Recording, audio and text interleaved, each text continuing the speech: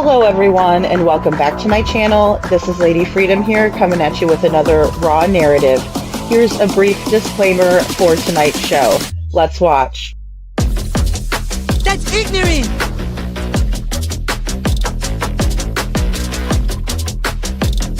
Allegedly, that's ignorant! Ignorant.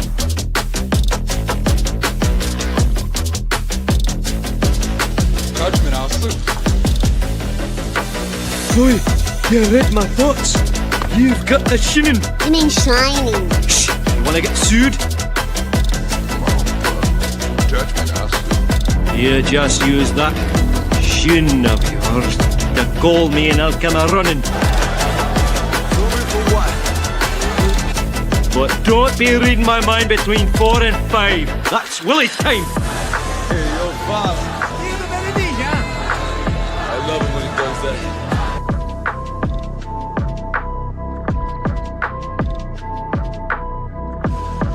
Hello everyone and welcome back to my channel. This is Lady Freedom here coming at you with another raw narrative. Today we are going to talk about Crystal McCrory Jones's case along with Sebastian Rogers' case. So sit back and relax, all you lady freebirds, and for our gentlemen out there, our freebirds. And let's remember, when God opens one door for us, he doesn't always show us the whys or the hows. Sometimes it hurts, sometimes it scars, but we must walk with him. Keep the faith, because he also gives us free will. We have to choose to walk out the door we came from and be willing to walk through the one God made for us. No grit, no pearl. Let's watch.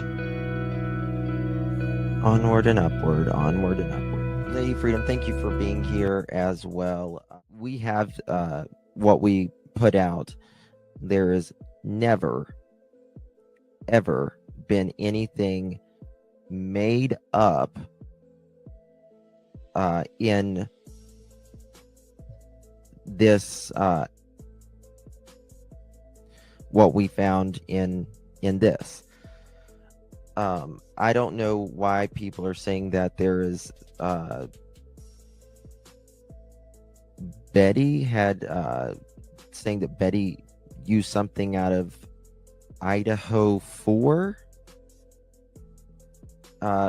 Betty never did anything like that, nor would Betty make up something like that at all. Nobody made up anything. The only thing we did is we found this. There's more. Hopefully in a few days we will be able to show even better images than we did before. I pray to God, and I pray to God that you pray with me that we can find better images. I stand behind my work. If I make a mistake, I will own it. But I don't manufacture anything, nor would I ever. This is a missing child's case. I have been one of the very few that has actually stayed on this case, continually speaking about Sebastian, not getting into the buffoonery, and that's what I will continue to do. The only people that I owe anything to is Pearls. If they have a question, she is a total ICU. Yes, she is. And Seth. I hope this case is done tonight, tomorrow. It's absolutely ridiculous is what it is. It's nothing that hasn't already been done for literally the last 11 months. And hopefully we'll be able to put some new images out that is even better. Hopefully.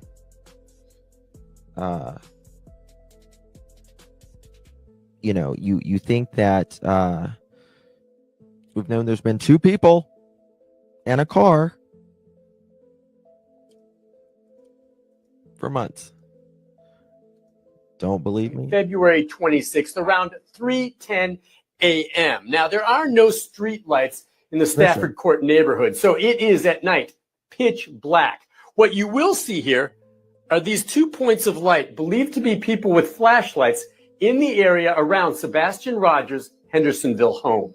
It is believed Sebastian left his home barefoot and with a flashlight sometime overnight. Since his disappearance, authorities have reviewed security video from homes in the neighborhood looking for clues. We have had several clips that have come in. And this one is getting the most attention, showing signs of activity around Sebastian's home the night he disappeared. You see 2 light sources, which we've circled to help you follow. For point of reference, the security camera was pointed toward the back of What, you mean these are 2 human beings in the back of a common area?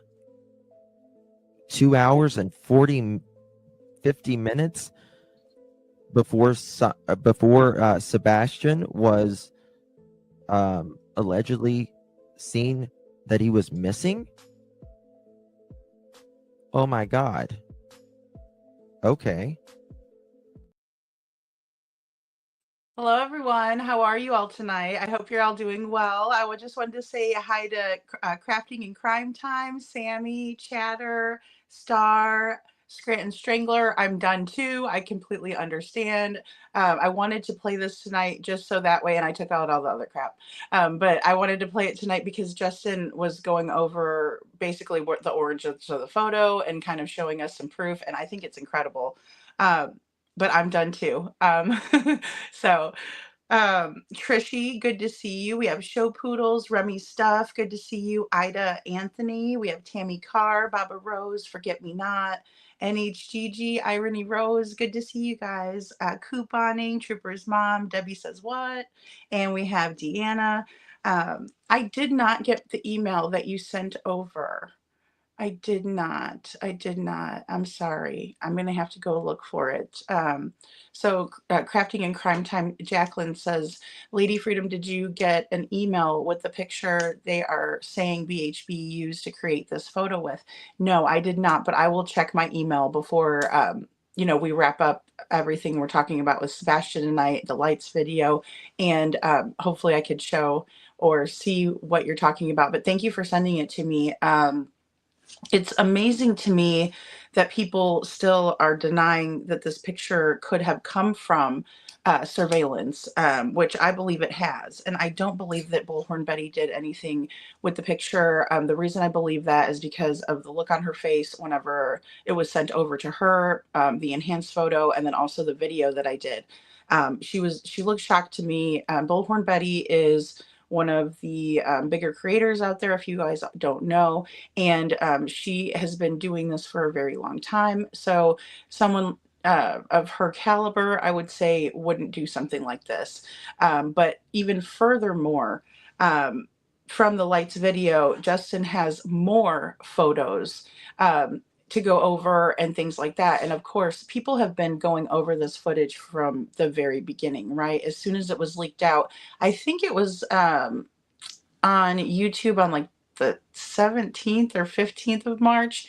And then it may have like debuted on like about the 13th, I think Justin says later on in there. But either way, it was in the second week of March that we're seeing this footage, and then people started enhancing it, cropping it out, and that's the version we got even from Nick Barris. But cropping it out to see closer what we're looking at, these 2 light sources.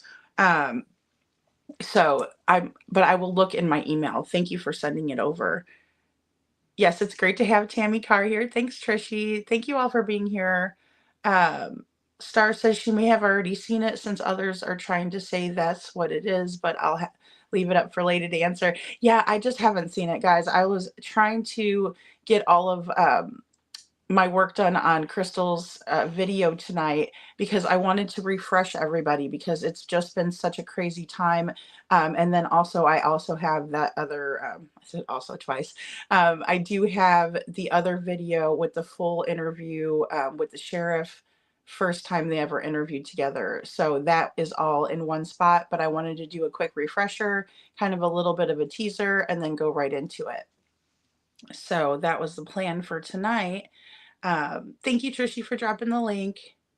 And Crafting and True Crime says now there's more lies. Oh my goodness, going on about this photo and Bub's photo behind the house. BHB, I gotcha. And BHB's photo behind the house. It's live on another channel. My goodness. And hey, C. Taylor, honey, how are you? I hope you're doing well. I think that is so strange, guys. And the reason being is because they're so upset about this little photo that's out there, right? That was enhanced by someone who is really an amateur. And then they're upset about the videos. They're upset about the photo not being real, which is okay. That's not unusual. We're all going to have different feelings and perceptions on things. I'm okay with that. What I do have a problem with is that how rude and hateful and lying and all of that. It's just not necessary. Tell the truth, and that's the best way that you can do things, even if the truth doesn't make you look the greatest at that time either. It's just something that we have to do. We all have to kind of do it from time to time. But yeah, thank you for letting me know, guys, because I know people are really upset. Thank you, Irony Rose. Criminal Med, good to see you. It's something that we really can't help what they're going to say back. NHGG, good to see you. Janet, hey, Janet. Sending hugs from South Africa. Thank you. Sending hugs from Florida, USA. Aw. Mini Panthers, good to see you, Mini Panthers. And so that's kind of like, I guess, my point of view on things. I think that we can all be respectful and disagree if we do, and then of course the ones that agree are going to be in the same boat with each other. But even if we don't agree, we can still discuss it in a productive way. I think Jennifer Coffindoffer gave the best advice, especially for us cadet or junior true crimers out here. Just basically that we have to be respectful to each other and just remember that everybody has their own point of view. And, when we sit at the same table together and we decide to talk about these issues, we can't, even though we're very passionate about it and it's something that we definitely believe in, we can't show each other disrespect or ill will or anything like that, because it's not worth it. And at the end of the day, the truth is going to come out. The truth always comes out. So, I'm not going to, get too far into what they're saying on the other side of things, because I really feel like the reaction to seeing this image says all we need to know. I really do. And I said that in the video when I made the video. I think it says all that we need to know about what they think. And a lot of times it's fear-based too. They're probably afraid that they may be caught. And that's going to bring out the really ugly side of people as well, unfortunately. And then also, if you think about how, one side or the other, and there's many people out there that are only for Sebastian, don't have an opinion or don't think the parents had anything to do with it. So it's not only just black and white, this side or that side, green team or brown team, whatever you want to call it. But it's not just about that. It's really about the fact that we all have differences, opinions. We all think that different things may happen. For instance, I might think a particular theory and there may be XYZ behind it. Somebody else might have a particular theory and there might be XYZ behind it. Maybe some of it aligns with what I'm thinking, but it goes in a different direction. The best example that I can give of this is our pal Pincho over at Pincho Paxton's Great Minds. He did a wonderful enhancement of the video himself. And then at the end there, I was disagreeing with the end theory, if you will. Much respect to him. It's just that I have a different opinion, and I don't wish anything bad upon him. And I think he did a fantastic job. But I also followed him all the way up to a certain point, and then I was like, well, I don't think that's what happened particularly. Do I think that he has the correct angle down? Heck yeah, I do. Do I think that he worked really hard? Absolutely. I just feel like there may have been something um, different that happened as an outcome, for lack of a better way to say it. But in the same way, that doesn't mean that I'm going to go over there and bash his video. I'm not going to go over there and start yelling at him or go on a rant about that, because to me, he's trying to figure out what's going on, right? And so it's the same thing when I put my video out. I wish people would just watch the video, like it, dislike it, comment, but don't turn it into something that's hateful, because it's just my opinion, it's my theory. And even if you follow absolutely none of it, or maybe even just some of it, I still appreciate you all watching it and considering my views. But we can all be respectful. I believe that. Thank you, Trishy. Thank you. Hey, Rita. Good to see you. Where is the little monkey? Miss seeing her. Oh, I don't know. You know what? Remy Pearl was not in this episode, but I'm sure it was just because I don't watch a whole lot of other creators unless maybe somebody sends me a clip, or I might go over there just to check out what they're talking about, if it's pertaining to a certain like, for instance, Christopher Mob Crew. I went over there and watched him because you guys were like, he's really, really good. You need to go watch him. And so I went over and watched him. But it's really like more of a crowdsourced kind of a push to watch. Sunny Days, good to see you. Because I got really behind, guys, just on all of the evidence with Crystal's case. But I have some really good nuggets for you guys tonight. I think you'll really enjoy it, especially if you all have been following it from the beginning. Hey, Natalie.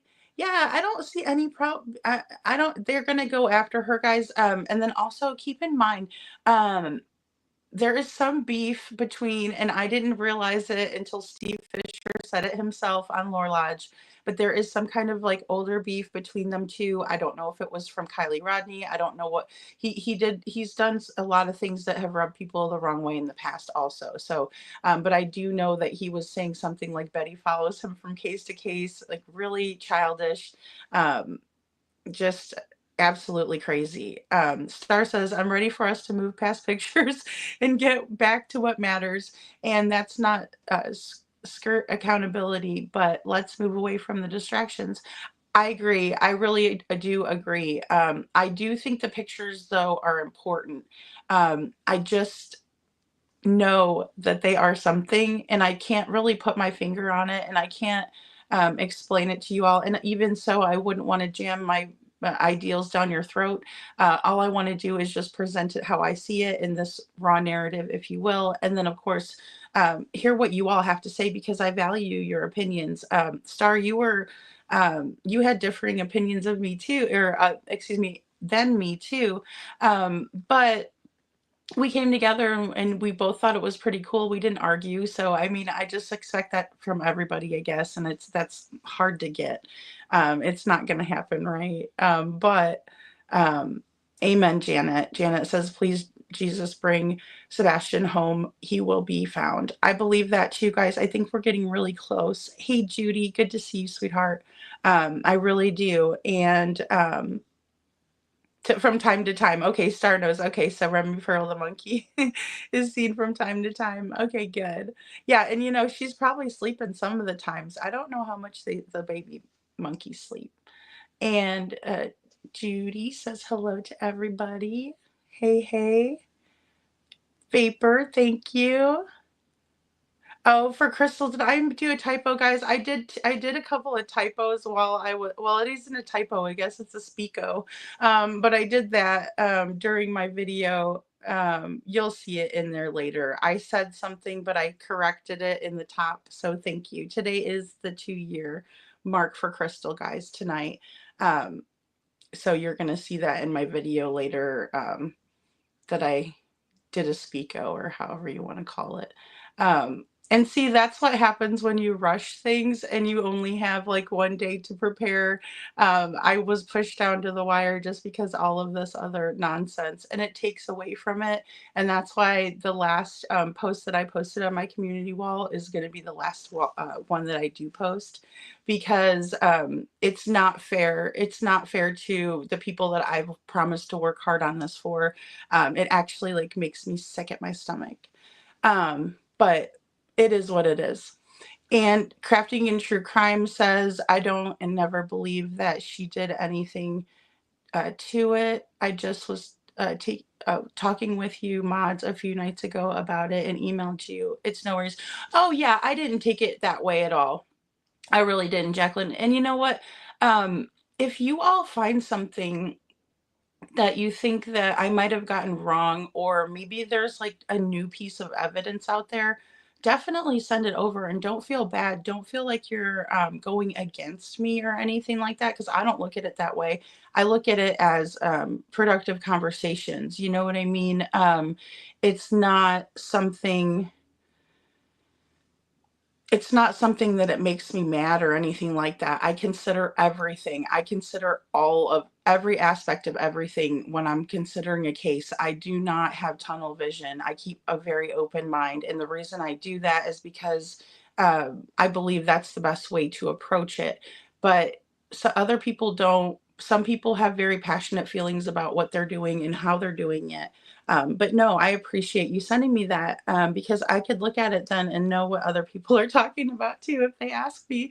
So that's the hardest part too. Sometimes I have no idea and I'm like, oh, I don't know, I didn't see that, or something like that. So and then please, please, please don't be upset with me if I don't get right back to you on the emails, guys. It's so hard sometimes to juggle all of it too, especially with all the comments. But I really did want to thank you for all of the comments, every single comment that you all made, no matter which one it was. Thank you couponing, you're awesome. Welcome in Natalie from Star. Indy Moon, good to see you, Indy Moon. Criminal Med, I've heard of it, but I've not seen it. I'll show it to you guys. Good evening, Lisa, or excuse me, good evening, Teresa. I almost called you Lisa. And Irony Rose says deflect, deflect, deflect. I agree. They do. They do like to do that. And I think, hey, Island, good to see you. I do think that that's what they're doing. I think it's also a little bit of projection. They're upset about this coming out. And I'm sure it's nothing that they wanted to come out. They never wanted it to come out, and then also on the flip side of that, say this image is not of Mr. CP, I could see why he would be offended. So I mean, there's that. You also, we all have to look at multiple points of view in order to understand the entire situation. From my perspective, sometimes it is black and white, but I do live in a very gray world. So Judy, you're hilarious. I love you. And Elizabeth, good to see you. She says, you lady have to catch you later on a replay. Okay, yes, ma'am. Thank you for being here, though. I'm glad I'm glad you were able to come in and say hi today. And life happening at my house. Well, I hope it all works out for you. I know it happens. It definitely happens. And Janet says they get upset for any tips coming in because they don't want Sebastian found. I truly believe that there are people that do not want Sebastian to be found, because I do believe that there has been foul play in this case. Now, if there wasn't, then I might think that too, by the way that the Proud Feet have talked about their son or their stepson. They've said horrible things. How come you don't have any recent pictures of him? Because he looks whatever, ... right? I don't want to repeat it. It's awful. And things like that. So, to me, I take what they give as a grain of salt. I'm not gonna get too worried about it because of course I really think their reaction says everything. And then also having their PI take the picture and put a foot over it and make a joke out of it. I don't think that that's funny. One great point that Justin is going to make later in his live, talking about how why aren't they in the least bit worried, concerned, curious even as to why someone's in their backyard at that hour of the night. If they know that they didn't hurt Sebastian, then why wouldn't they be worried about the people who are in and around their home in the middle of the night, creeping around their house, when Mr. Chris is not there and he's supposed to be all the way in Memphis? Wouldn't he be worried about who was creeping around his house when his wife was home alone with their kid?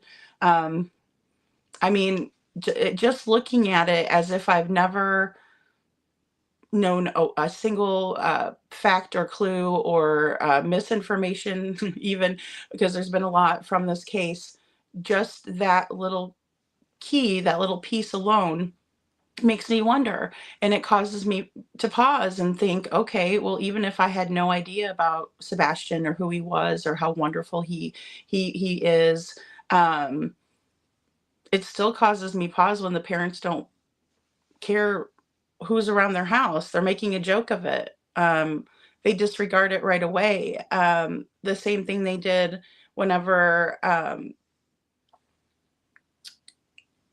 whenever they thought they had a sighting of Sebastian. They just totally disregarded it. They didn't go look. They didn't go anything because, in my opinion, they know what happened to him.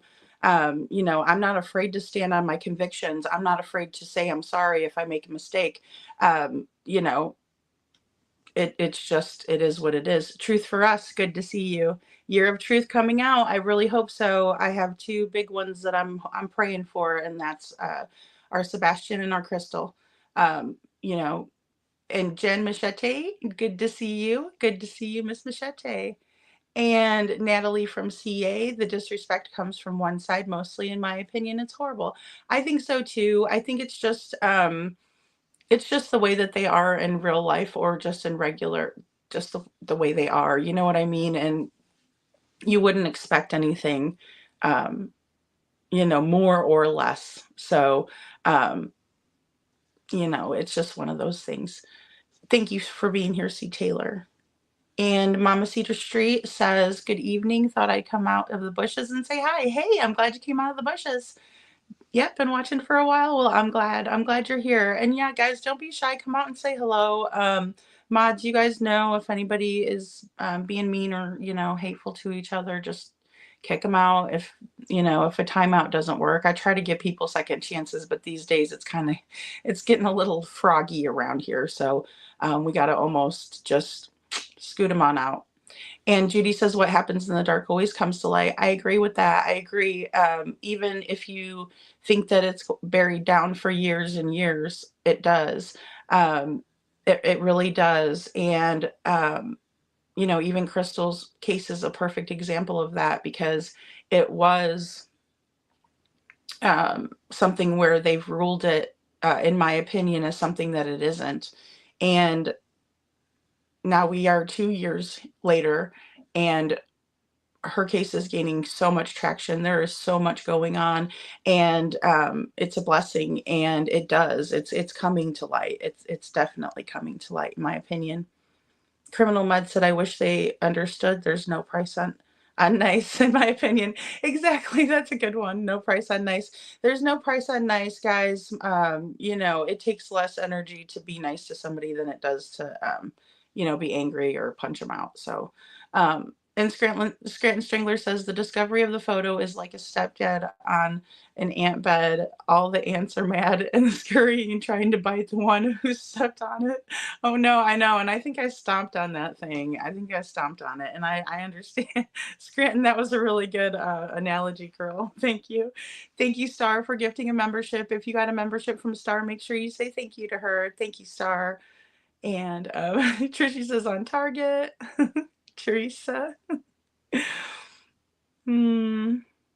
But, you know, the best thing we can do, guys, is just keep our class and leave that trash. That's the best thing that we can do, honestly. And, just keep diligent, keep our eyes peeled. If there's anything out there that we see, just say something about it, talk about it. And, sorry, I shouldn't have popped that one up, guys. I'm just talking away here. Aw.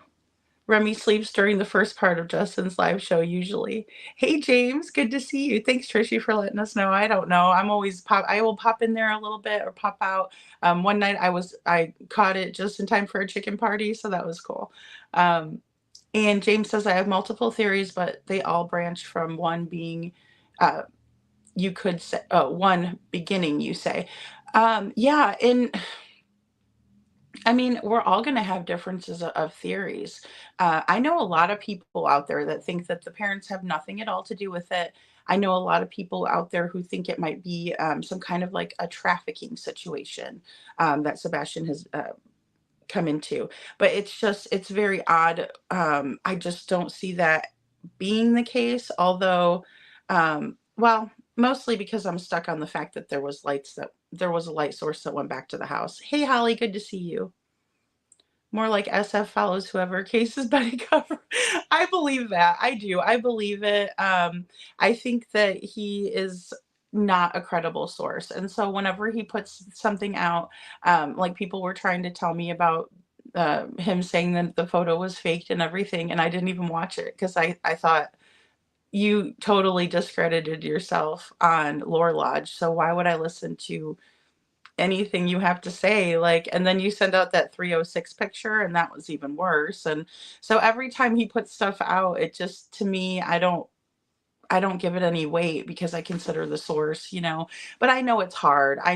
Because we all want to find out what he's going to say, but then, you're kind of disappointed because we always think that there may be some facts involved, and there never is, unfortunately. So Scranton Strangler says, has anyone heard from the mob crew or Pincho? He was talking earlier in the week like he had info he was going to share Friday, but I didn't see anything from him. I haven't heard anything either, but I have not looked, or either. I haven't looked either, so I can't say. But I'm the one that would go over there and watch because I think he's super smart and I think he's super talented. So, and Criminal Med says, Holly, that's what I've seen too. Hey, Pickle Me Elmo, good to see you. And the world would be boring if we all agreed on everything. Amen. And I think Chris Proudfoot himself said that, didn't he, Star? I think he was the one that said that he doesn't want everybody agreeing because it would be boring. So he needs to take his own advice, in my opinion, and let us all think what we want and feel what we want. And Trishi says the flashlight video is so relevant. That's why so much backlash by the Proudfoot minions, in my opinion. See, that's how I feel, Trishi. I exactly feel that way. I feel like if it was nothing, then they shouldn't be worried about it, or they wouldn't say anything about it. They would just kind of let it ride and see what happens. But the fact that they're worried about it, yeah. And also, I think that they weren't privy to these things through law enforcement as they said they were. I don't think they were. I think it was a lie. And thank you, NHGG. And so I'm just waiting for, something to happen, because if we could, in theory, if this is something that is attached to the lights, which I think it is, then, I'm sure they're worried about it. It just, their actions go to show it, how angry they are about it. You don't usually get defensive when, you didn't do something. You're obviously going to stand up and be like, no, I didn't do that, but you're not going to be so angry. I guess the anger one is what really makes me believe that that's what's going on. That they're just defensive, overly defensive, because they're protesting too much.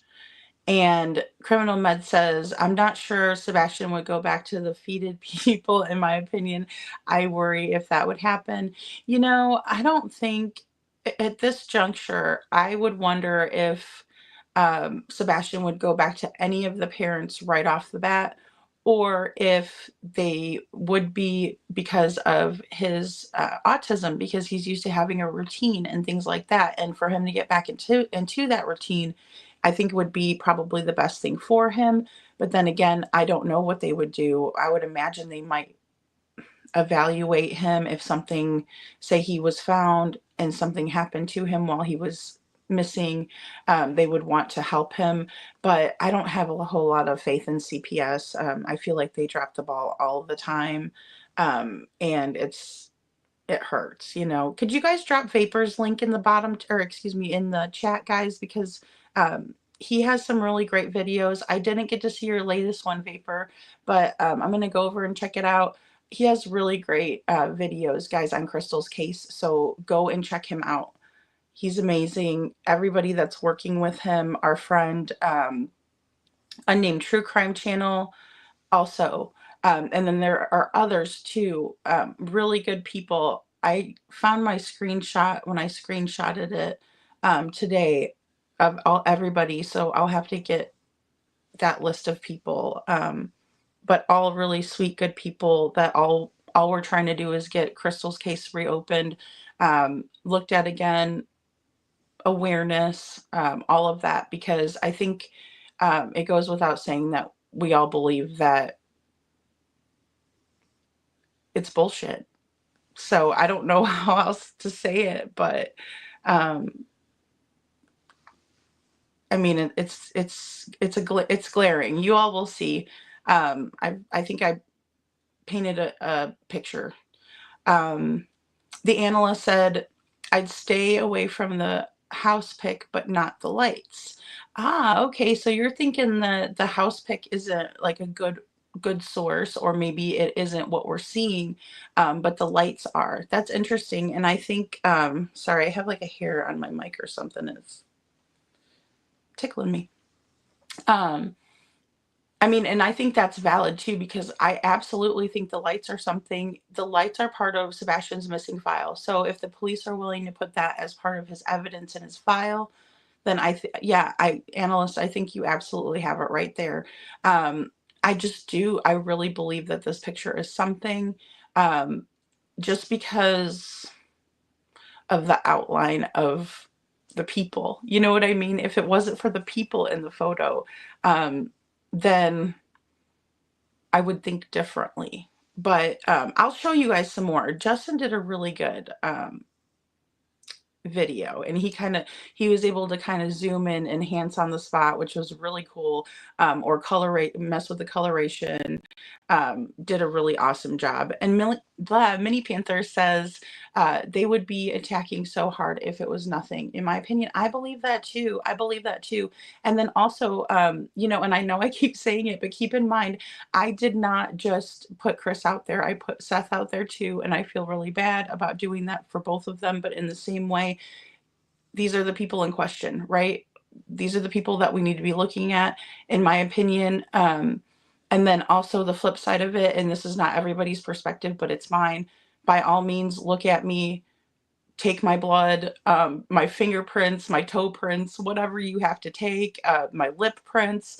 If you want to grab my cigarette when I'm done with it, or a can of pop that I was drinking, take it, because I want my child found. So the only one I hear complaining about it is that side.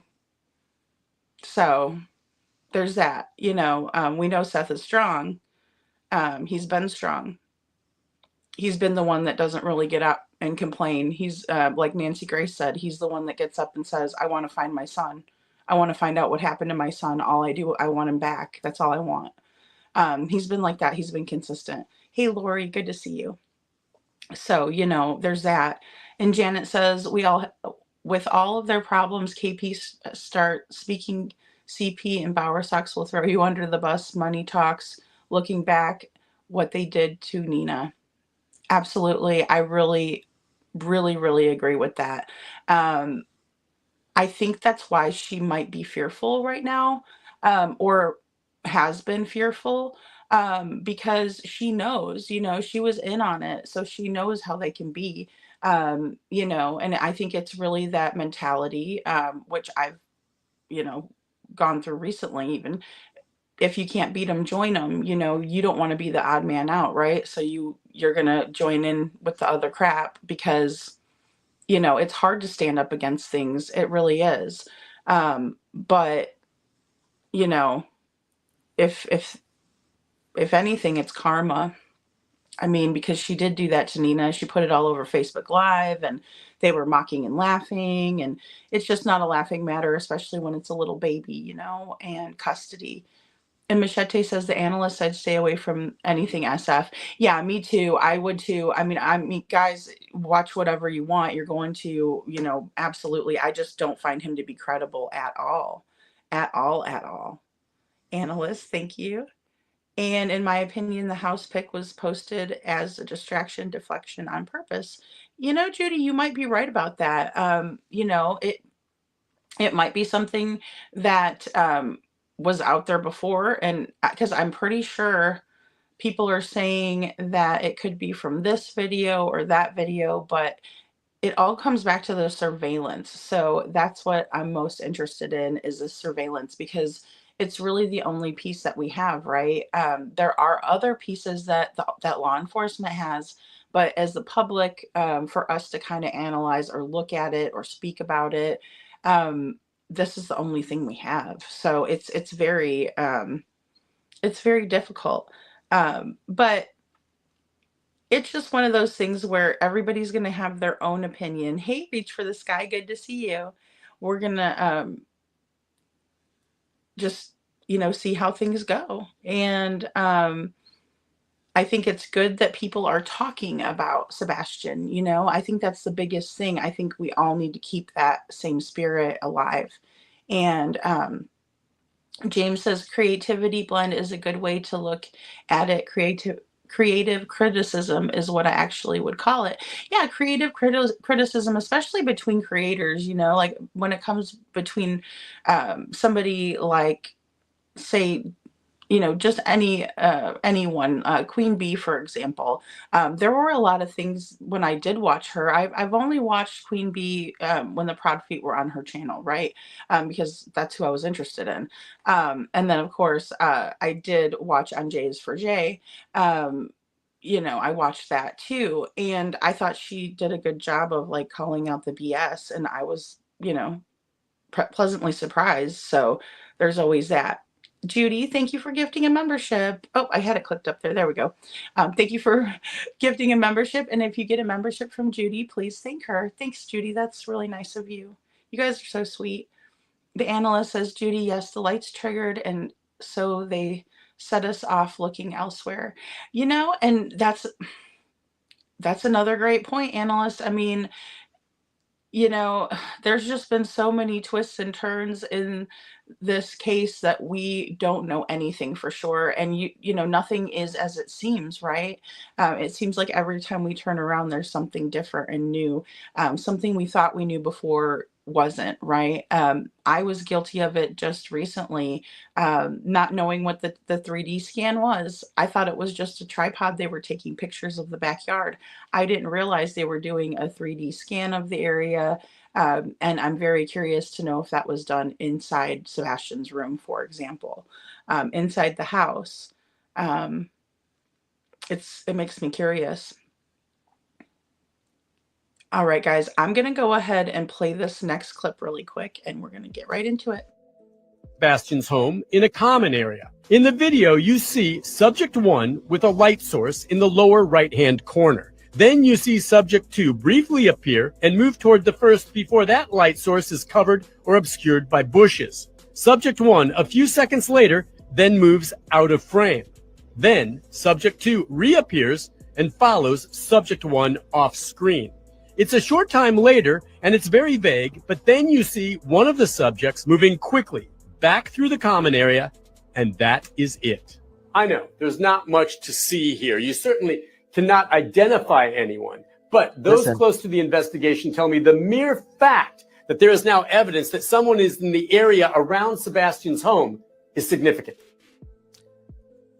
The mere fact that there is evidence that someone is around Sebastian's home is significant.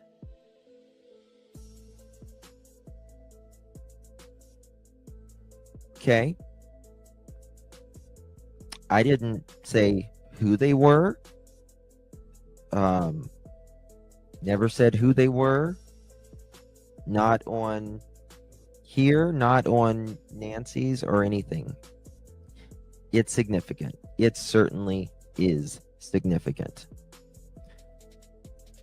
And I think anybody who wants to find Sebastian should feel that a car walking up to the house and then another person coming back, doing something around a car, the other person gets in, backs out, and the other one goes running toward the house.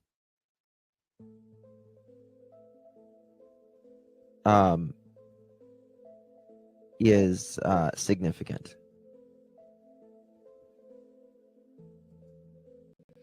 And I cannot wait for the day till this is over and that hopefully we'll be able to see in a trial of some sort who those individuals were. Hopefully, maybe even sooner. Thank you, Joe. This video shows suspicious activity in the immediate area the night Sebastian disappeared. Could one of these subjects have been Sebastian? Did he meet and leave with someone? Sebastian's father says his son would not go with a stranger. It's up in the air for me because I don't think he would get into a vehicle with somebody unless he knew them. So what exactly are we seeing here? I know investigators are doing what they can to try enhancing the video for any more clues. For now, this video is now part of the Sebastian Rogers missing person file, and I'm told it could become more significant depending on where the ongoing investigation leads. We'll be following. Hold on. What did that say? Somebody unless he knew them. So what exactly are we seeing here? I know investigators are doing what they can to try enhancing the video for any more clues. Oh, they're trying to enhance the video too. Okay. Cool. Now they'll be able to enhance it a hell of a lot better than I can, or anyone else of us can, most likely. For now, this video is now part of the Sebastian Rogers missing person file, and I'm told it could become more significant depending on where the ongoing investigation leads. This is significant. This is significant, and it will be significant, in my opinion, in hopefully the near future. Let's see here.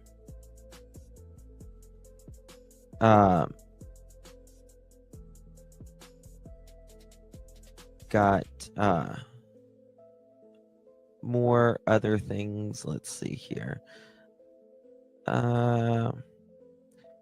Nick Barris says on December 8th, was it December 8th? No, that wasn't it. Sorry, let me find it here.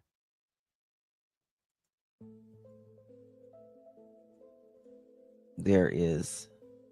This was March 13th. He let this out. March 13th here.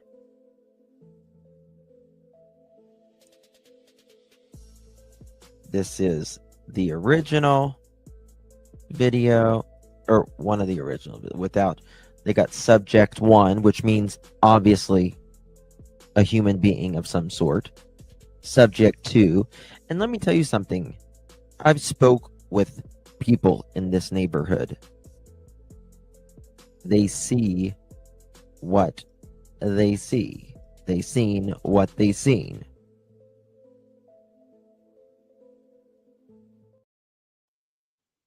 Okay, guys, I was just writing something down really quick.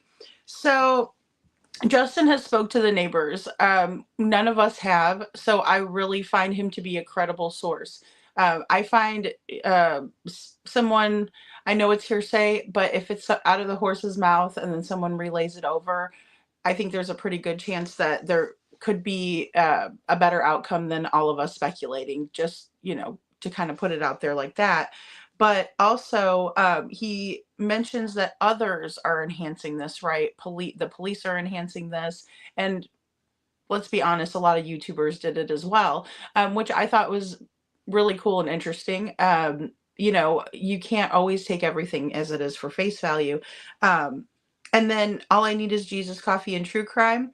Thank you for being here. Good to see you. I do think that there will be arrests soon. I don't know about how many answers that we will get right off the bat. I worry about how long it will take for us to get answers in this case, because the feet have lawyered up,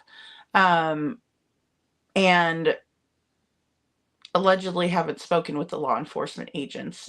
So with that being said, I think that they know that their time is up. And then I also saw, Scranton, your comment, and I feel the same way. I feel like that song in my head starts playing, that the House of the Rising Sun, just like as they're getting caught, as they're finding out they're getting caught. That just kind of started playing in my head to show you guys how my head works. Holly S., good to see you. Irony Rose, thank you very much. Yeah, I agree. Guys.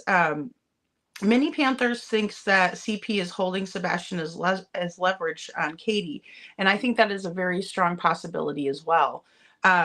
He obviously knows more about what happened, in my opinion. And then I wanted to say hi to Marley and Gigi. Thank you for being here, guys. Yeah, Trishy says exactly. He's so quick to dismiss all leads, all things that come in up as leads. Yes, absolutely. Absolutely. I mean, Janet thinks CP knows where Sebastian is. I do too. I really do, guys. I really, really do. I'm going to scoot down here to these other comments. Hey, Just Me, good to see you. Thank you. Thanks for subbing up. I appreciate you. Welcome to the community. Good to see you, Ebony. Let's see, we have Kylie's Nail Candy. Hey, from Australia. Good to see you. Thank you for being here. Thank you for being here, guys. Hey, Ginger Girl's mom. Nice to see you, hon. We have Teresa, in my opinion, seemed very troubled. Sebastian did seem troubled to me. The one picture where Katie said he had chocolate milk on his cheek, or above his lip, and then we could see kind of that he had a shiner at one point. His face looked very haunted in that picture, and if we think about it, that was his school picture, and so he was looking at the camera as if to say, "Help me." That's kind of how I looked at it, or as if he had like the most wretched morning, because I don't know everybody's situation, but I know a lot of us out there have that trauma, and it's kind of something that you can recognize once you have it and once you've experienced it. And I really feel like his eyes said everything. Like maybe he had just had the most horrible morning and then had to go in and take a school picture. And for all of you out there who know how living in a toxic environment and ABUSEIVE environment can be, we know that it's not so easy to just go off and put a big smile on your face when everything's falling apart in your world. It's just not the easiest thing to do. And I think people that do it, you have a coping mechanism in place. I know I've had to learn to do that. But Navy Mom, thank you so much for being here, and thank you for gifting 5 memberships tonight. And if you receive a membership, please thank Navy Mom. Thank you, Navy Mom. I love your picture too. That's a beautiful. Is that a chow? It's a beautiful dog. Hey, Kelly Stout, good to see you. Welcome in, Sharon. Welcome into everybody. Late again. Uh-oh, Sharon, you're not late. You're like a wizard. You arrive precisely when you mean to. And Janet says, I am praying for all that's been involved, gets justice for Sebastian. Praying for you, Sebastian, but all in God's timing. Yeah, and that's the hardest part, guys. And I think that's why, even in the beginning, I said, sometimes we don't understand what God is doing. It's his will, but he gives us free will, and we just kind of need to keep that faith open and continue to follow and know that it's all in his time. So very well said. Thank you. And James, Baba Rose. Thank you, Baba Rose. Thank you, guys. And I'm just gonna, that was sweet of you. Let me go here. Donna, good to see you, Donna. Minnie Panther says, what keeps me sane is I know that all involved, including on here, will face judgment with God someday. Hell is real. It is. And I really believe that if you do the right thing, good things will come. And I think if you do the wrong thing, that's when you're going to get bad back. Whatever you put out there, you're going to get it back, is definitely the way I think of things. But yeah, and then of course, we know God's always watching, right? And Mama Cedar Street says, in my opinion, the PFs are guilty of the walls are closing in. I believe so too. I can kind of feel it in the air, I guess you could say, or whatever it is. It's just something that I feel really strongly about, just the way that things are going. You can always tell people's actions are louder than words, because we can all talk is cheap. We can all talk, but really doing something and watching what people are doing when things happen are two really big indicators, So as an example, we can see Seth out there still searching, still putting out resources to do so. And then we also see him with the vigils. The Proud Feet, they're completely quiet. They're hanging out with people who are doing like hardcore rugs and things that are just very unsavory. And and that's not a slight on anybody that's going through addiction issues whatsoever. But it's just something to consider. Obviously, if your child's missing, you wouldn't want someone who is out of their mind, high on anything, being involved in your child's case. I would want them as far away as possible. And I would ask them to stop talking about my child if, that was the case. I don't see Betty doing that on her channel, on her program. So there's that, they're just not credible sources. And then we always have to consider the source. And then also do your own research, because that's the most important thing too, because you never know what you'll find. You just never know. And Jacqueline says, Jacqueline, good to see you. Good morning, all, wherever you are. I've been woken up 4:45 a.m. here in the UK. Well, welcome in. Thank you for being here. Thank you so much.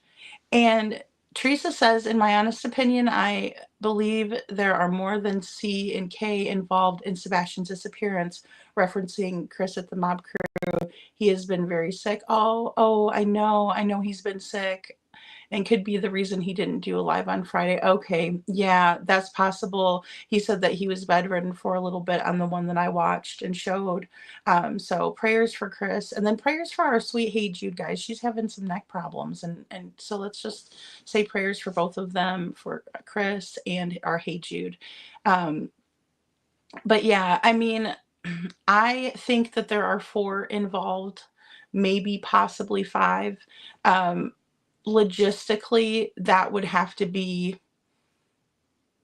the case. If for this all to work out the way that it did, there has to be more than just them involved. There are also people who are willing to lie, like we have Stepfoot's sister who likes to come into the mix and mess up the time frames and things like that.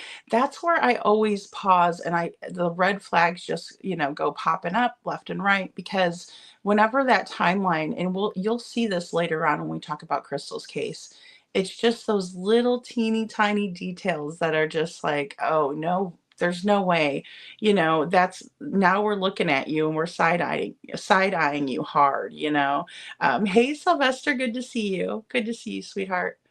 And so, but it's just that one little thing. Tammy Carr has a hot dog, boiled wieners, you guys.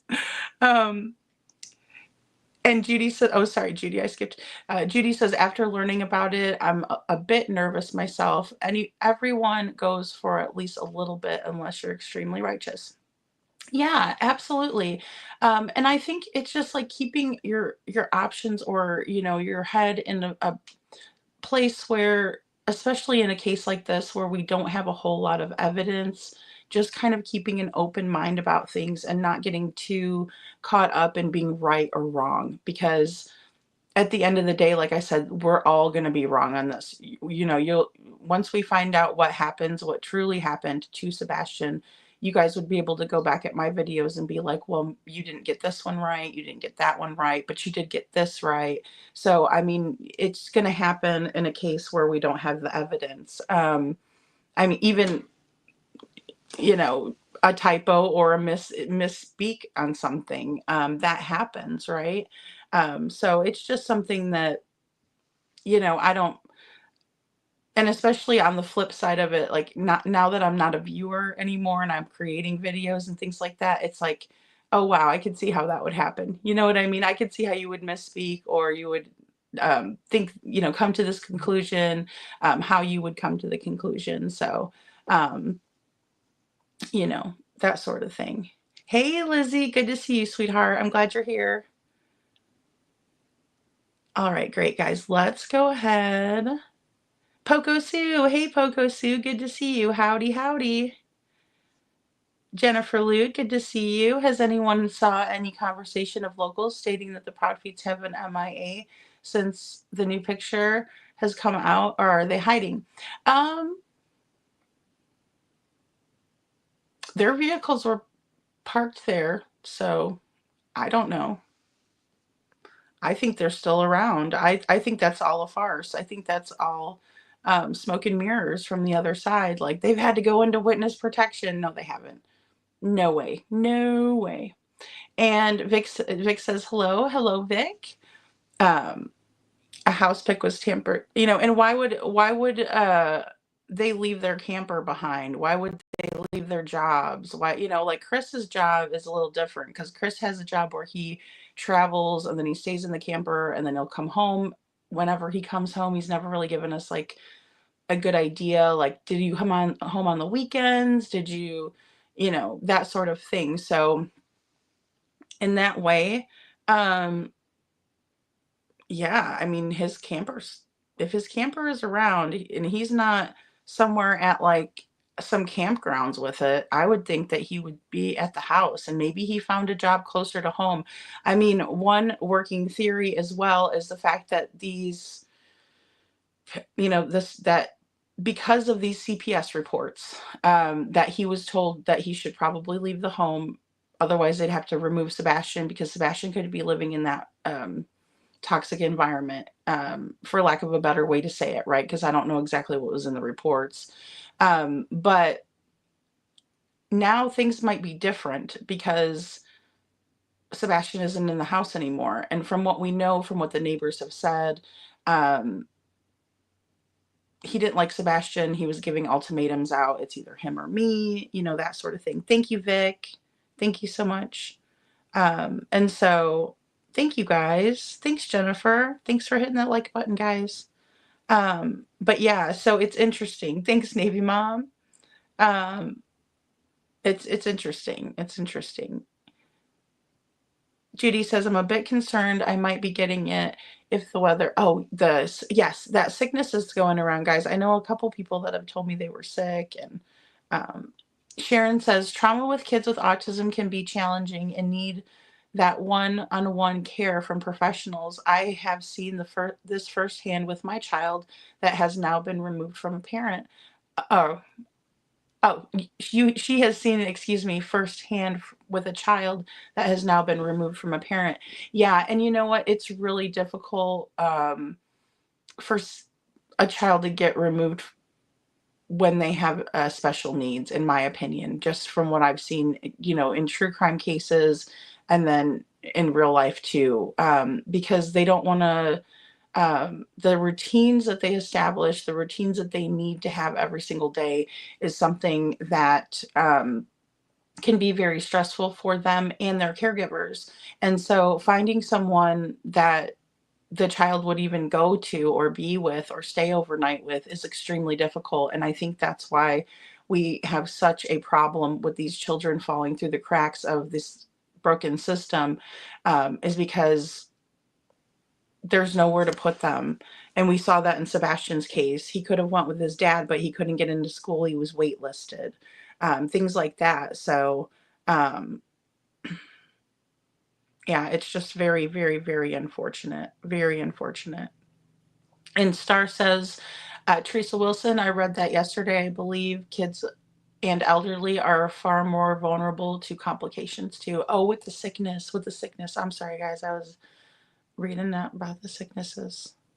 Hey, Sandy, good to see you. Thank you for stopping in. Good to see you, hon. Hello, Lisa. Good to see you. It is crazy going on. I hope you all, if anybody's out there, Judy, don't fall asleep on me. Margaret already tells me her dog falls asleep when I'm live. No, I'm just teasing. I hope you have a good sleep. And if anybody's sick out there, I hope you all are feeling better soon. I know that's that bug is really bad out there. So, all right, guys, let's play our third clip here.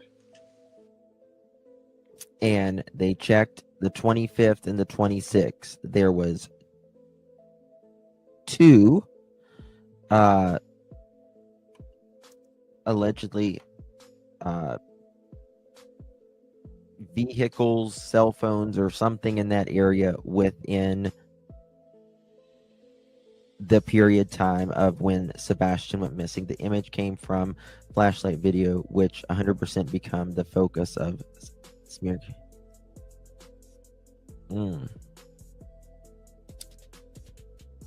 There we go. A key part of the search for Sebastian is reviewing home security video from Hendersonville, Tennessee neighborhood. Police are looking for any sign of activity. I obtained exclusive video that I've confirmed is now part of an investigative file. That he has confirmed is a part of an investigative file. That is a key part in the investigative file. And it appears to show 2 people near Sebastian's home the night the 15-year-old disappeared more than 2 weeks ago. Well, now we're at 11 months. 11 months. More than 2 weeks ago. The video is from early Monday morning, February 26th. There is no timestamp on the copy I obtained, but I'm told the video is from around 3:30 a.m. It's about 3:10 from what I understand. And the video is authentic.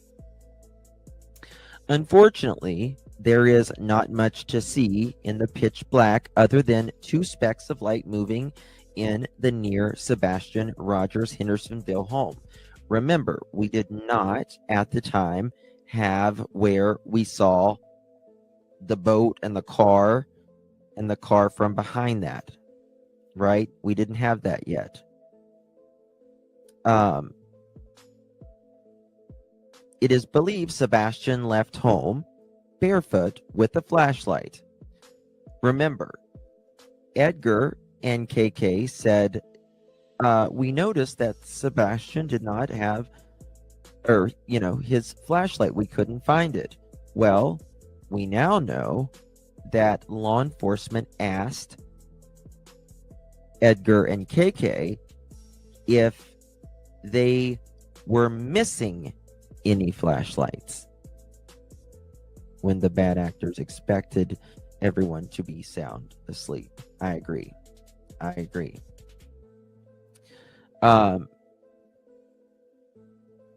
Let's hear this very brief video clip appears to show 2 individuals with lights walking in what may be a common area behind homes. I've highlighted the 2 light sources in the middle of the circle. One light source goes out or is obstructed. The other one stays put, waiting. There is more. You cannot see any bodies. You can with the other one, in my opinion. Well, you can with this one, actually, once you lighten it up. I'll show you. But just the small light, which, by the way, are moving, appear to be carried by just the small lights which, by the way, are moving, appear to be carried by individuals. For point of reference, the security camera was pointing towards the back of Sebastian's home in a common area. The other light you see is from nearby home floodlights, but it is very dark. There's no street lights in the neighborhood. I still in the process of reviewing the entire video, which shows much more. I will have the full video and exclusive story on Thursday on News Channel 5. Important to note, sources tell me that this video could mean absolutely nothing. It could just be someone out of late at night to walk. But again, this may be the only video found so far showing any type of activity in the neighborhood the night Sebastian disappeared. I'm told at this time there's not much for investigators of the video, but it is now part of the Sebastian missing persons file. Now, if we go over here,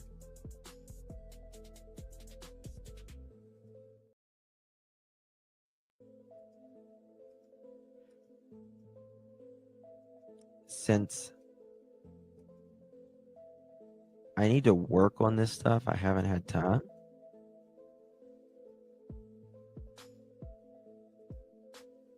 This was put out 9 months ago.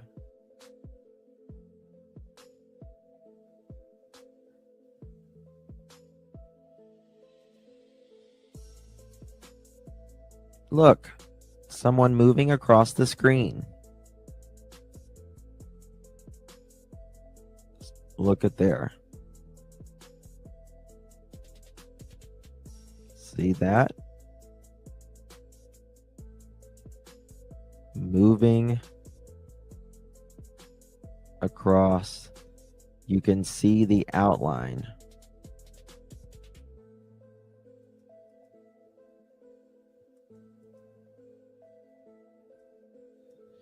And then you can see them go toward the light. In my opinion, they are down in the drain area. It starts right here and it keeps going over and over again. You can see a clear path here, here, here, here. Looky there. You can actually tell it is a person when you toggle with it. This is where it starts again. Right here. Sebastian, in my opinion, never, ever left the home on his own. Look. You guys There see you the light go. source? It's put out 9 months ago. It looks like a headlamp to me. Now, Definitely looks like a headlamp to me. let me show you this.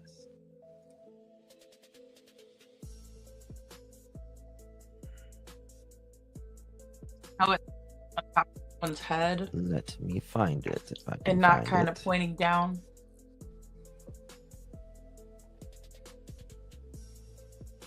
Maybe.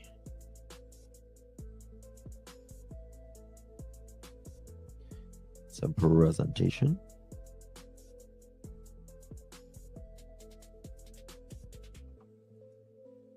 Oops, not that one.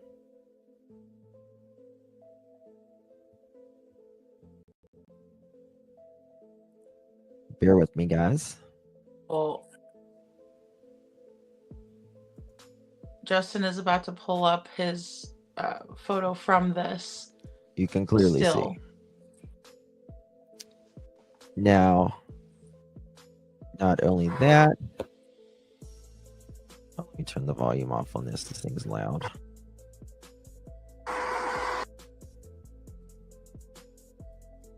Okay. Right here. When this lights up, see? You see the motion lights right there? The motion lights came on because right here, you're going to see in just a moment that there is a car here or a vehicle of some sort. Their lights kick on. Hey, Smiley. The lights kick on. And someone is around that car. I don't listen to any of that gossip. I want everything. I have not listened to, I listened to 5 minutes last night. And out of the last couple of days, that's all. That's it. That's it.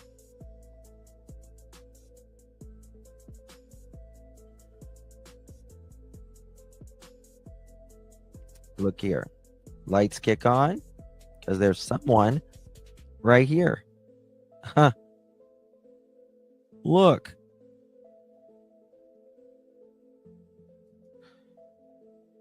And they are around that car. They're around that car. They are certainly around that vehicle. Something had to trip the Hold on, lights. I think I have the longer version of it. 1 second. Okay, guys, and we're going to go over the longer version with Justin after this. But it's very interesting, and I found it to be incredible watching it. They may have used jammers to jam up the cameras, but motion sensor lights are a whole nother ball game. They wouldn't be able to do something like that, and they wouldn't necessarily know where exactly those lights would trip from, right? Unless they were good friends with their neighbors or if they were surveilling their neighbor's home. And so, in my opinion, when those lights kicked on, even if they did use a jammer in the area, it still wasn't going to stop them from being caught. You know, it's just those little tiny nuances that happen, and then all of a sudden, boom, you're caught. Amanda, good to see you. Amanda, good to see you, and enjoying life. Good to see you, hon. And so we do know that this video that we're watching right now is part of the Sebastian Rogers case file, and it has been since the first 2 weeks, right? Because that's about the time that it came out. It is an authentic video from early Monday morning at around 3:10 a.m., give or take. Again, there were some mysterious camera jams in the area. And allegedly, in my opinion, of course, two people near Sebastian's home. We see two people near Sebastian's home, and they are walking around in the middle of the night, which with what appears to be headlamps on. If it was a lower light source, I would have thought it was either a cell phone or maybe even a camera, which was a camera light, a flashlight on your camera, which was what I originally thought. But now that I see this closer image and it's zoomed in and I can see them kind of trotting along, I really believe that those light sources could be headlamps. And it would behoove them to use those because it would be hands-free and they would be able to carry and use their hands freely. They could do more. Now we're 11 months into this. We're approaching 1 year, the 1 year mark. And so here we are again studying this lights video, studying still images from it, and then even more so this new image. So it's pitch black in the neighborhood that night, guys. There are not street lights in the neighborhood. And the light source is definitely moving across the screen. You can't make that happen. Nick Barris did not, in my opinion, take this bit of footage that he was given by the neighbors and alter it in any way. It looks like they basically took the like a little circle and put it over the light sources so we can see it. But as far as I No, to the best of my knowledge, there was no enhancements done on this. It was just the raw footage cropped in to the top right-hand corner of the screen where we're looking. And then, of course, Justin zoomed out back into where we would actually see this camera view from. And it does line up with everything we've watched with Pinchot analyzing and that sort of thing. Chris also did wonderful analyzing on that. And so we can see the outline in the still shot, but then he's going to do a little bit further enhancements. I got too excited. I got ahead of myself, but however, we will see those. And then I can tell it's a person. I really do believe it's a person. I do want to say prayers for your nephew who has pneumonia, who is 80. I'm so sorry to hear that, Sylvester. I know that as you get older, pneumonia can be really, really dangerous because, you know, it affects the lungs and everything like that. So I'll be praying for your nephew. And then Sharon says that the 3D imaging, the 3D scans that we were talking about earlier, they take pictures really, really fast from different angles, and they preserve the crime scene. They can see things that the naked eye could not see. Very interesting stuff, and we'll definitely be discussing that later too, because I find it fascinating, and I think it's really important to the case. And then also I want to go into all of the research that I've done on the camera jammers. We're going to do that as well. Sunday is always my day off, but we're going to come back on Monday Night Raw and kick it that way.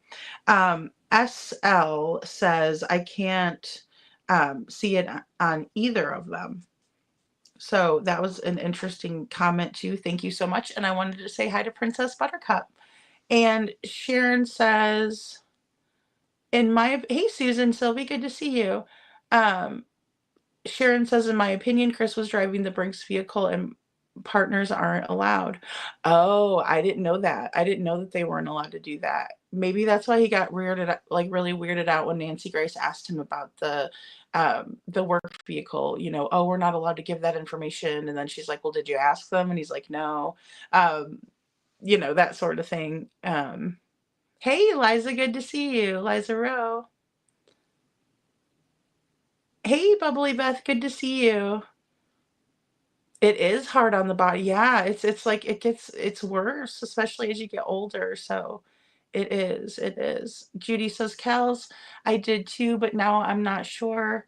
He could have run out of fear. Fear from what? I don't know. And that's why no shoes and coat or anything, or the Proudfoots were involved. I don't know. Yeah, Judy, that's the hardest part for me to kind of come to terms with. And then also no camera footage. But then again, you know, we talked about that the other night too.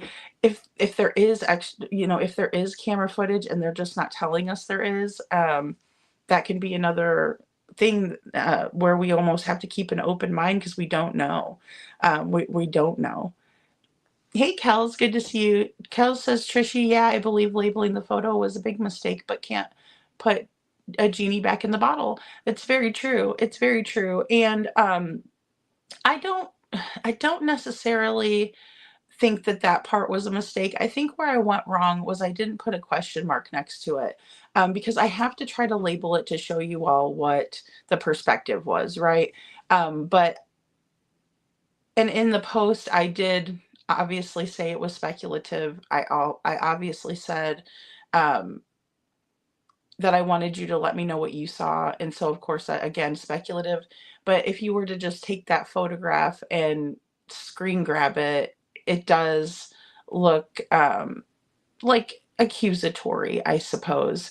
But with that being said, I was hoping that people would look at the overall picture instead, and then also watching my videos. I was assuming that people would be watching the videos as well, because that's where you're really going to get the full opinion of what I'm thinking too, and how I did the process, because I did want to put that process out there that way, because I do try to cover my bases in that sort of thing. If I say something, I like to show a receipt. If I speculate on something, I want to say why I'm speculating on it, how I came to that conclusion, if you will. But thank you for your comment, Kels. I really appreciate you. Okay, so yeah, Beverly Beth says, yeah, no one can be in the van but the employees. So that's really interesting. I never knew that. I wonder if that is something, because I really believe that he was in the area now that he was so worried about the geofencing in his truck and Elevated Truth not speaking on it and that sort of thing. Hey, Kaika, good to see you. Good to see you. Yeah, I mean, and that's the thing, analysts, I don't think he ran. I really don't. Hey, Dem Bones, good to see you. Um, I really don't think so. I really don't think he did. But do I think that he had reasons to run? Yes, I do. I really do. It just breaks my heart, It just breaks my heart. Hey, Castle, good to see you. Thank you for the green hearts. The vehicle is no longer there, and any evidence in that is gone now. Yeah, her work van, because I don't believe that she works for Brinks anymore. So there's that. Yeah, hypothesis is probably a good word to use, Trishy. That is a good word, because that's what we were doing too, is hypothesizing. And then also, as I was saying too, when you're next to somebody, you can kind of tell them and show them. But if you're far away from people, you have to kind of communicate in that sort of way. And so the first photo that was me pointing at things and showing what I thought it was, and then the next photo was the other person. So I believe in getting multiple perspectives on things too, because obviously I was seeing something different than I thought to begin with, and then when I saw it from their perspective, I was like, okay, I can see how that's possible. So it's I think it's a good thing. I don't think it's anything anybody else hasn't done. I just think that people are making a big stink of it because this one looks like people, and it could be obviously misconstrued. But in the same way, I believe that it's important for us to explore every single avenue, and of course, always let everybody know that it is speculation. But I don't think many of them watched that video. I think they went to the drama. Um, and that was what they wanted us to focus on more so. So if they could take that little piece of drama and blow it up and say, don't look over here, don't look at the photo, look over here. Or, this person's a tragedy pimp because they put their logo on the flyer, which has been on there for a long time, by the way, guys. So I don't know if this is just the first time you're noticing it, but I did put the logo on the flyer, especially because I wanted to know which flyers were mine.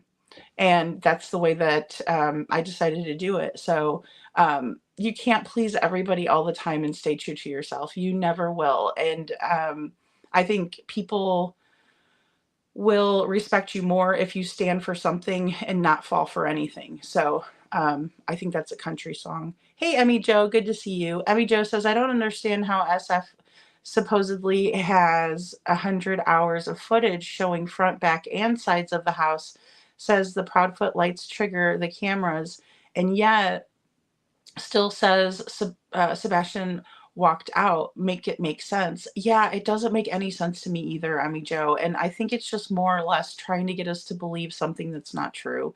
And that is very typical for SF. He wants us to believe that Sebastian walked off in that he has the footage to prove it, but yet he hasn't produced any kind of footage or any type of solid evidence to the contrary of anything. And instead, he took the time out to make a video with my photo in it, and decided that would be sufficient. I don't know what he was accomplishing, but I would have really liked it if he would have taken my photo and debunked it, or tried to. That would have been badass. If he would have tried to do that, I would have been all for it. But the fact that he made a joke out of it, I was like, you're like, what is this fool doing? You know, he's full, in my opinion. I would have really liked to have seen him debunk me with that, and he couldn't, and he didn't. So I'm still waiting for you to do it, SF. Go ahead and bring it on. And Kaika says someone needs to contact Captain Joey Strichter, head of the missing children's crime investigation that put Megan Boswell away. Yeah, I know that they have Brandon Carter, who I did a little bit of background on Brandon Carter, not a whole lot. Like, I didn't deep dive on him or anything like that, but I did research him a tad, and everything that I found, he seems like a very heroic man who has a good reputation, and so I think that that is a good sign. Somebody that's on Sebastian's side who has a really great reputation. He says that he works, and this is allegedly in his opinion, I guess. He says that he works on the case every day, and it's the only case that he works. So that's interesting to me, and I did not know that. I'm glad to hear that as well. But we're going to go ahead and play another clip. One Mad Gina, good to see you. Good to see you. Thank you, Amanda, for being here. Thank you so much. In my opinion, the analyst says, in my opinion, SF is a PR using a PI license to obtain things to use illegally, in my opinion. Same here. Same here.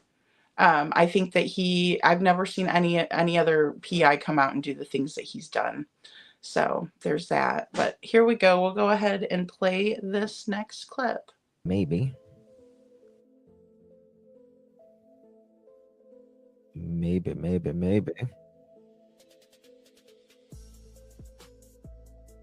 How many seconds is that one? 30.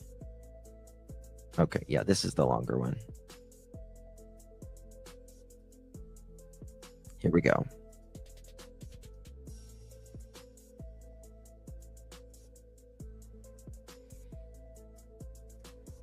Now watch. Bing. Lights kick on. Bing. And guess what?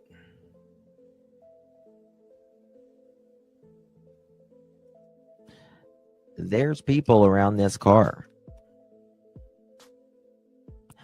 There's people around this car. And that's that. And I'm not saying who they are.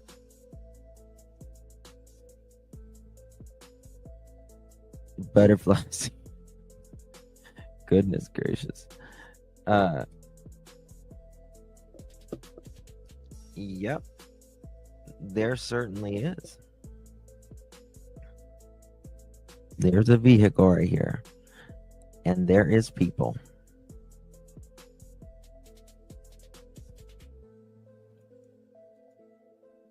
Watch.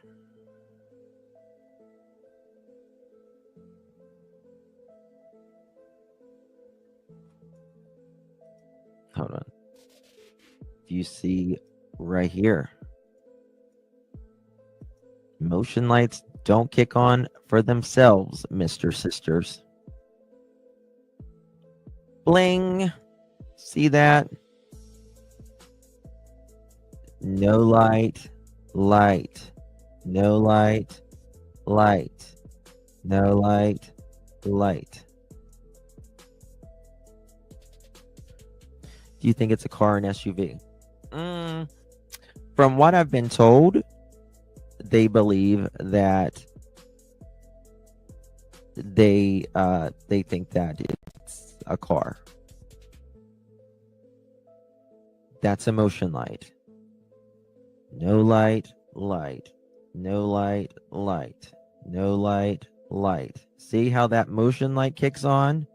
Because a few seconds later, right here, there's people walking here. There's people walking there.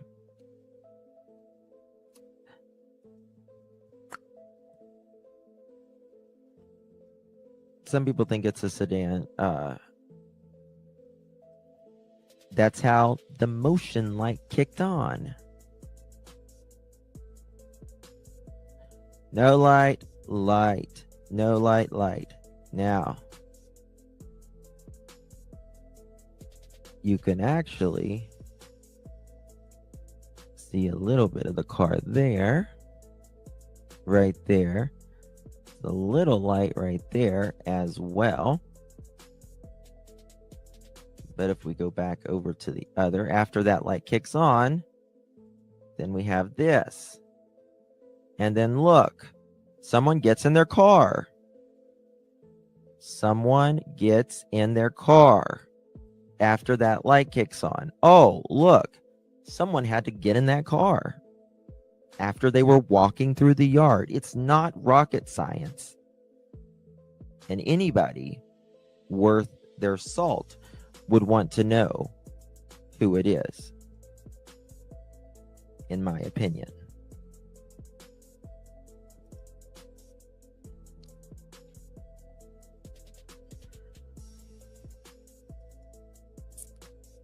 Lori, I think,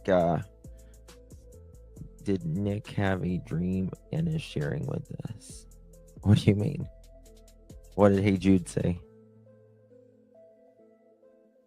And they explained it away as a trash truck or kids. Oh, they've explained 7 different things. All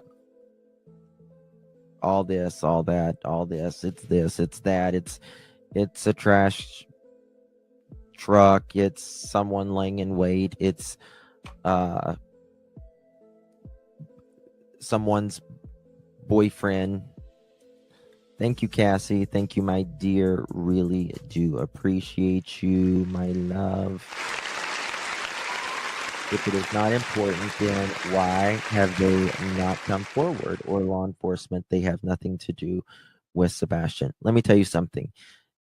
If anyone that was affiliated with that neighborhood, obviously everyone in that neighborhood or affiliated with it in any way knows about Sebastian missing.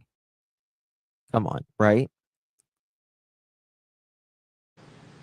Yeah, guys, and I have to second that motion with what Justin said. I think people are very aware in that, and it's a small little subdivision. Victoria Place is a really small little subdivision, and I was reading some of your comments. They're really great comments. I put a couple of them up there. I do like what Princess Buttercup said about SF being fishy. I really get that vibe from him, a really fishy vibe. And then also hindsight 2002. Thank you for being here. She says speculative analysis is how research is done, the general public, and LE. And I couldn't agree more with that comment. That's exactly it.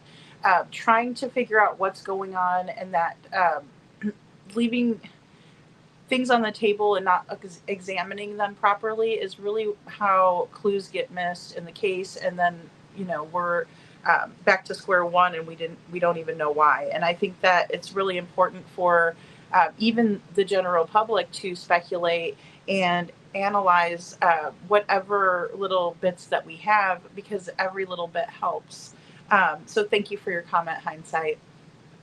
And good to see Ann Reynolds tonight. Good to see you, Ann. And let's see here. Sharon started talking about the fact that when they're geofencing, they can set up boundaries in the area and then pull data that way, which is absolutely smart. And I believe that that's what they did. I really do. I do. Trishy brings up a good point about rules of evidence. Even the best evidence out there, or maybe even the most crucial piece of evidence, can sometimes be suppressed by a judge, and that can be due to many factors. But I thought that was a really interesting thought, and just something for us all to keep in mind, that that's why they have to be super careful with everything they're doing, so that way they can build that rock solid case. Also, I feel like whoever's going to be a defense attorney for whoever hurt Sebastian, if that is in fact what happened, I believe that they're going to be a high profile person, not just any kind of Joe Schmo off the street. And so, that's my opinion, but that was a great thought there, because, a great defense attorney could get some evidence suppressed, depending on what it is. And so that's why they have to have enough, and maybe even more so than enough, to get that solid conviction that we all would want, so we can get justice for Sebastian. Um, and then Kels, thank you so much for being here. And also, I wanted to say that I agree with you. Communication is key, and going to different chats to find out, um, and asking different questions is an absolutely great idea, to keep the conversation going. So I appreciate you being here. And Bubbly Beth says the picture you guys put out, I'm sure they have that cleared by now. They're watching YouTube because we're some smart cookies with our detective skills. Whoop, whoop, whoop. Yeah, I believe that too. I think that law enforcement definitely has similar images. I don't think it's anything that they don't have. And that's why I wouldn't send it to them and bother them with it, because it's not something that I believe that they wouldn't be privy, pervy, pervy to. I believe that it's something that they are aware of. Um, I think that they know, especially if we go back to, again, what Brandon Carter said in his email back to the citizen who emailed him. And that's what Justin shared that on his channel, as well, because he does speak with the locals. And he basically said, what do you think? It's what we're all thinking. And so, with that being said, everything, of course, allegedly, in my opinion, but I think everybody knows, and I think even they know, and I think SF knows, and he's just laughing because he's making money off of it. So what does he care? Whether we find answers, whether justice is served, whether it's swift, whether it takes 10 years, he doesn't care. He's getting paid no matter what, and then he'll just go on to the next case. He's getting notoriety from Sebastian's case. So he already had notoriety from Kylie Rodney's case. But Castle says, I don't believe anything SF says. We all need to not listen to the haters. It's going to get worse.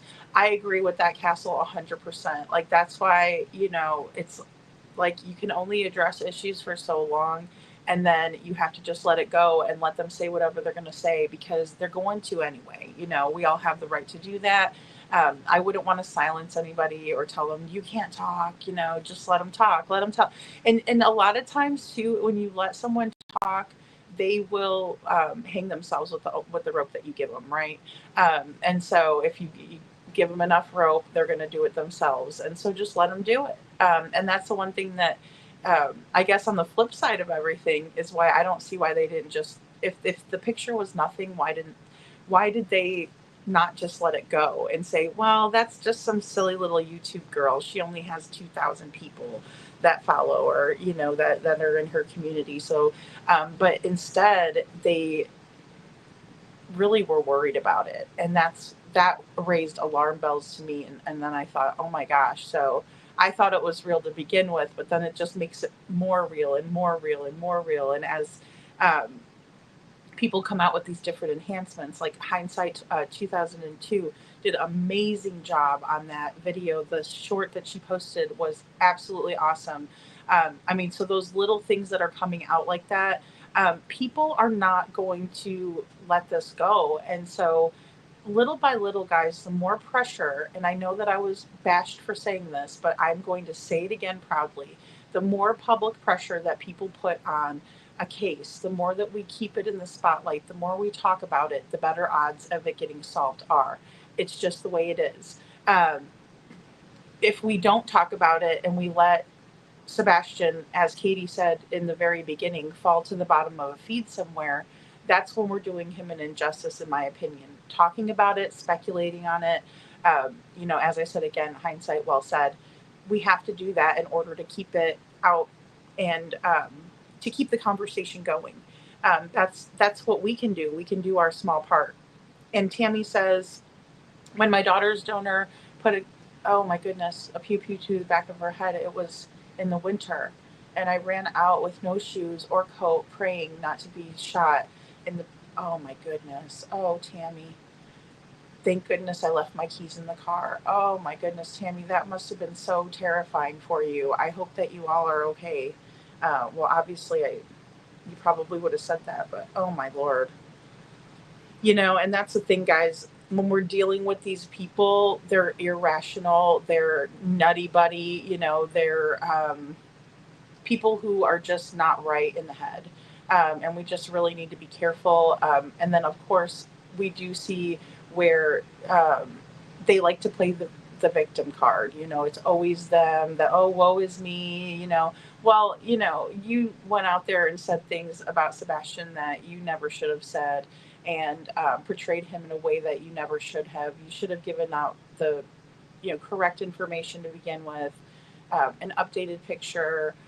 You should be doing vigils. You should be praying. You should be positive. But we've seen anything but that, and we've seen just a whole pack of lies. Yeah, Judy. So LE did geofencing. I did a live on the geofencing, and I pulled in. It was a conversation between the ACLU. I believe it was a gal from the New York Times, if I'm not mistaken. And then they had a judge on panel. So it was two guests, from the ACLU, because they were big on the privacy aspect of geofencing, because of course it acts as a cell tower. So instead of the signals all going to the cell tower and sending data there, the geofencing technology most typically used is called the Stingray, but they'll drive all of the traffic that is supposed to be going to that tower to the Stingray. That way they can take the data, analyze it, and figure out what's going on. But they can pinpoint where people are in a specific room in their home. So it's very accurate in terms of getting exactly where that person is, what they're doing, what they're in their phone, the social media sites they're using, all of that kind of stuff. And so the reason the ACLU was speaking on it is because it's a huge privacy issue, obviously, because you might have one person in the neighborhood, i.e. Chris and Katie, whose information they were trying to gather from that night. And everybody's information is being pulled in there. But the one good thing about the fact that it's not specifically targeting just only those two people is, what if there was another car in the area? They can use process of elimination to rule out whether, there was a weird car, whether the cars in the neighborhood were all there who were supposed to be there or who are typically there, and then, kind of narrow it down from there.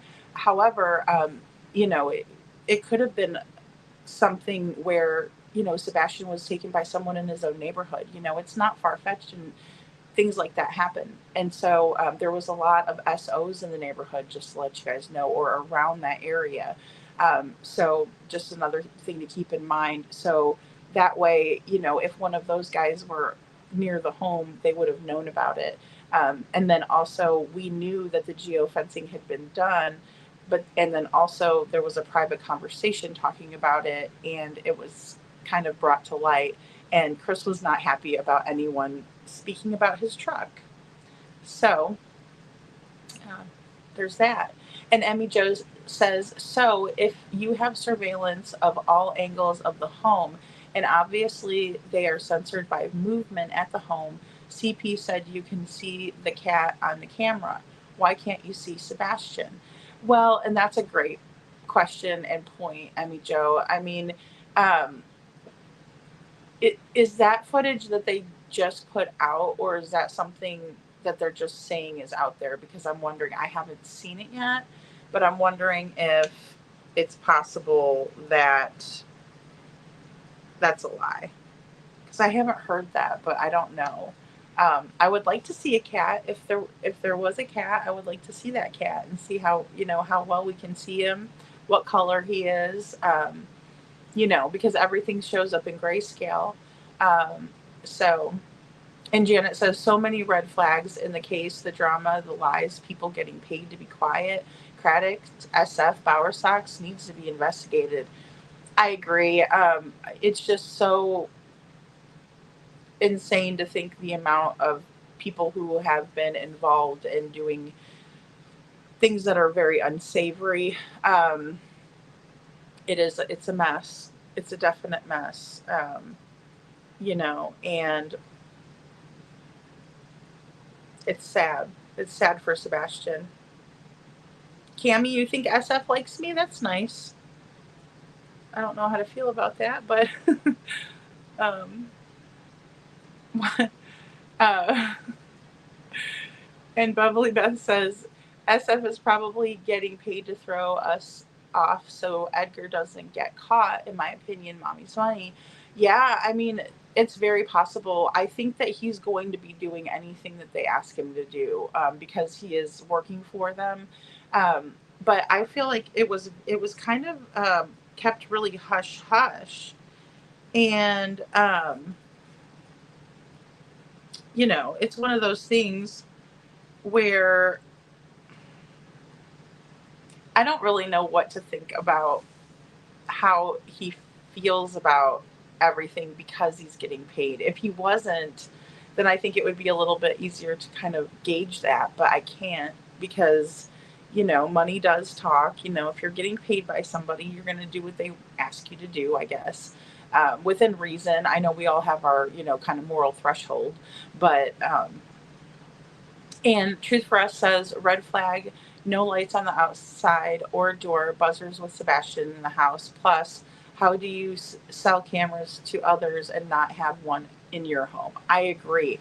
Or even as the Lore Lodge brought up, like not have that like working knowledge of it, right? Because it's very difficult to fathom the fact that she wasn't the first one to be like, well, if the camera system does this, then this happens, or you know what I mean? Like being the expert in that field, you would think, and especially like communications, the whole 9 yards, you would think that she would be kind of the first one to be diving into that, with that being in a part of her wheelhouse, so to speak. So, oh, thank you, Crafting in True Crime. I appreciate that. I feel like that too. Hey Perf, nice to see you. Circus for sure. Circus for sure. And NYC Urbanista, good to see you, hon. Tiptoeing in quietly, just wanted to say hi. Or excuse me, just wanted to say how much I've been enjoying your channel and I'm happy to catch a live. Oh, that's wonderful. Thank you so much. I appreciate your critical thinking. Thank you, NYC Urbanista. I appreciate you very much too. Thanks, guys. And Sharon says, in my opinion, I believe Sebastian was outside the door, but which door? For being in trouble, as Proudfoot's kept stating in, if he was in trouble, so what did they do after that? I'm wondering if it was in the backyard that maybe they might have made him go out there, because it's fenced in, and that would make sense. They were focusing in on the backyard, and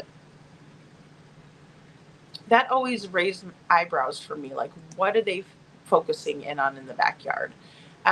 What could they possibly have thought happened back there? Then again, they were operating under the assumption that Sebastian walked off. So maybe they were trying to get just like every angle of the backyard where he could have walked out from.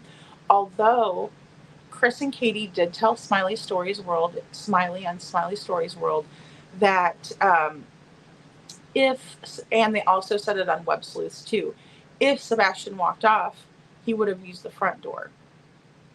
And that's the only possible door they said that he would have went out. So it's still super curious to me that they were back in the backyard, And Sandy says the fact that there were lights behind Sebastian's home the night he went missing is significant. A drone over New Jersey isn't significant. Yeah, I mean, I agree with that 100%. I mean, I know that those were causing like a big stir, but I really do believe that. I really do believe that it's a significant piece of information that is something that we really need to look at. If we don't, then we're just doing a disservice to the case and not, just kind of thinking, oh, well, that's nothing, when maybe it could be something. And if it is nothing, I guess it would be a hell of a big waste of time, but in the same way, I think that it's very important. It would not be a part of his case file if they didn't think it was important. So but that's a great point, Sandy. Thank you. And Judy says, hey, SF, then why was LE using LiDAR? The LiDAR. I like that. And Kel says, the cases get very hard on people emotionally. Just sharing that if it gets overwhelming for subs, sometimes a break is helpful mentally. I take them often. Absolutely, Kels. And that's a really good piece of advice. That's why I always do Sunday, and believe me, by the time Sunday comes, I'm ready. I am ready to just kind of like go to the pool and hang out for a little bit, or, um, you know, do whatever to kind of clear my head. If the beach is good, we've had like red tide going on, but going outside, catching a break, taking the dog to the dog park. He likes doing that. And just things like that, barbecuing, just something where you can feel like you're getting some kind of a release. And it helps with your critical thinking skills too, because um, again, and I don't mean to keep going back to this photo, but when I looked at it the first time, I didn't see what I saw the second time. And so sometimes, like looking at something and you're just staring at it, you know, you almost, your brain kind of gets bored or tired of it. But then when you revisit it, it's like you're seeing new things that you didn't see before. Same thing with like proofreading for those of you who like to write a lot. I do. I like to write. Um, and so I remember like writing stories and stuff like that. And then I would have someone proofread them for me. That way, if I could, if I didn't catch something because I'm reading it over and over and over again, it's nice to have that fresh set of eyes. So, and Susan says, SR flashlight video seemed deliberately deceptive. Huh. Why would you say that? Why do you think it's deliberately deceptive? I'm curious to know the deliberate part, because I don't think that I don't. I think certain aspects of this case has been deliberately deceptive, like in terms of not giving proper weight on Sebastian, not giving proper hair color. Like we don't know whether it's brown or dark, or his eye color. His height has stayed consistent, but it's always different. But first it was a black sweater, and then it was a black long sleeve shirt, and then it was white stripes on the side of the pants, but first they were black, things like that. So um, I'm curious. I'm curious to know. And Criminal Med says, I don't believe SF is really being paid at all. I just don't see the feeded people paying for that, in my opinion. He said he was being paid. He said that he was retained. And then he said that he has quite the expenses, and things like that. So I don't know. That's really up to interpretation. And Princess Buttercup says feet and fishy and fish stinky. But that's fine. We see and smell you. Oh my goodness, you guys are cracking me up with that. It's funny. Princess Buttercup. All right, guys, let's go ahead and go. Oh, good night, Sandy. Good to see you. Good to see you always, honey. And let me go ahead and play this next good in here. We got part 6, I believe. We are on trucking right along. And I'm sure that they would come forward if it was, nobody goes through people's neighborhoods at 3 a.m. in the morning. Nobody does that in those neighborhoods. Nobody. But you can see there is someone. There is someone in that vehicle. And they are about to back out and leave. And then this person runs back to the home. Their neighbors want this solved too. They sure do.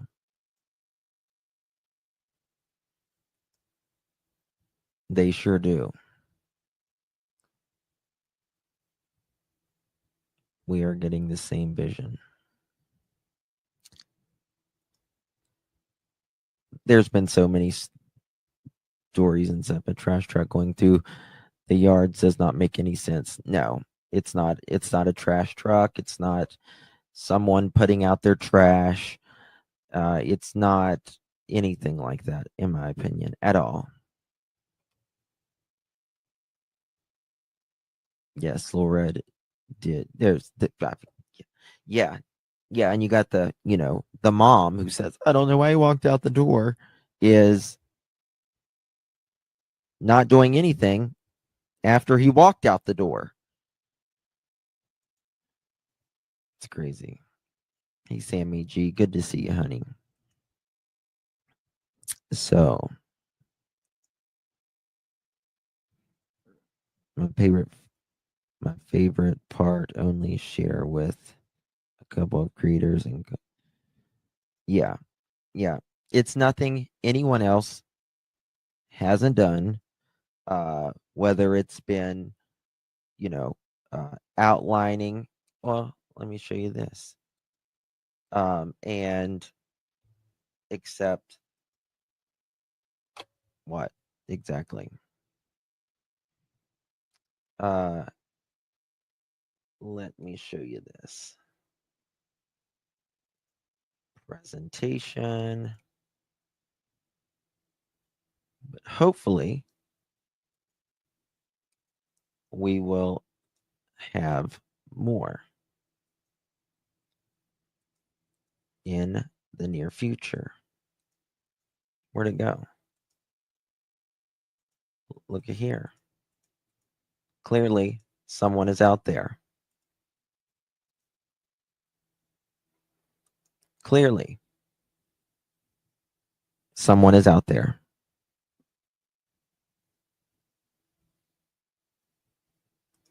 Wouldn't you say?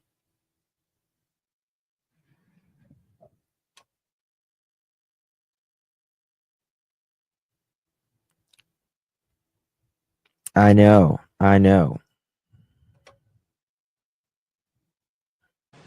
That picture is incredible, guys. I mean, just incredible.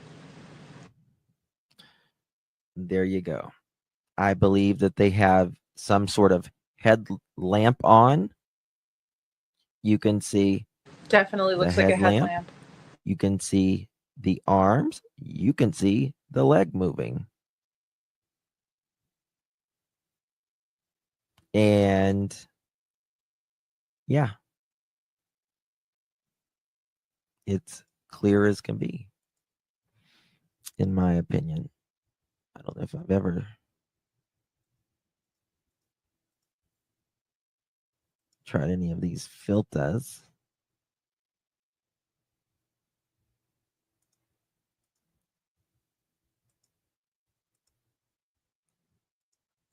Oh, I forgot about this. Hold on, where's it?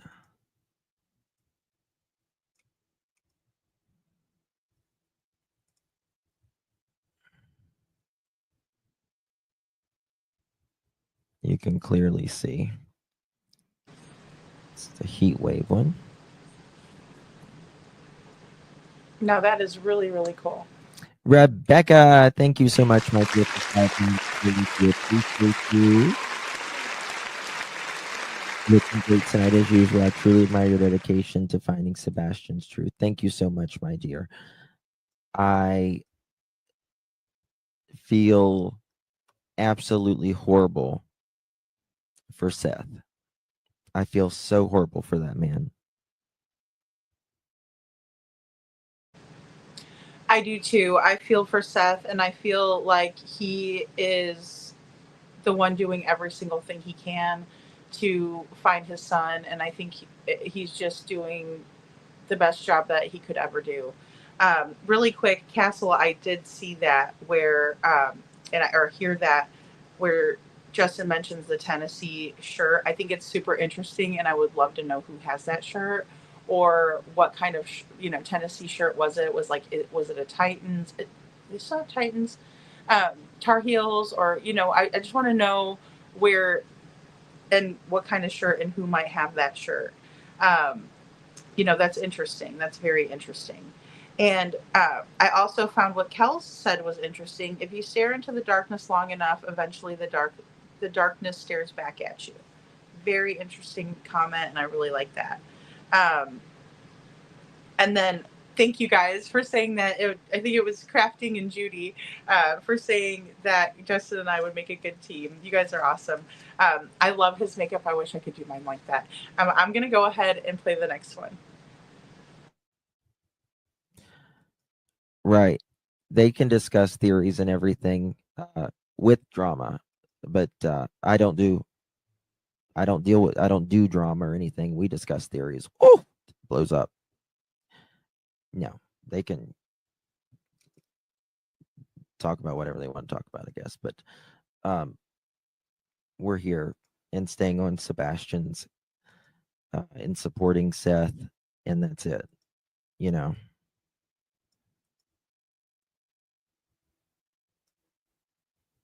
Thank you, my dear, for that. I appreciate you. I feel really, really bad for Seth. Just terrible.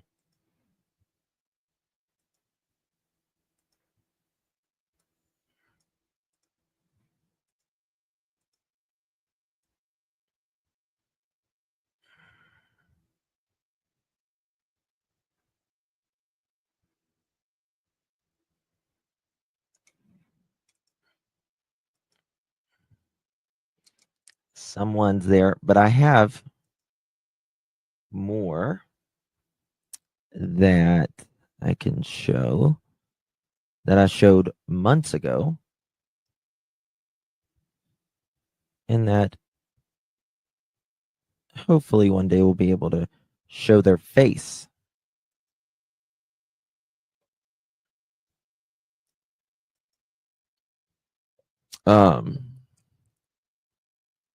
Oh, Kelsey, I'm sorry, my dear. Hey, Millie. No relatives live in Nashville, Hendersonville, Gallatin, and someone called me from. So.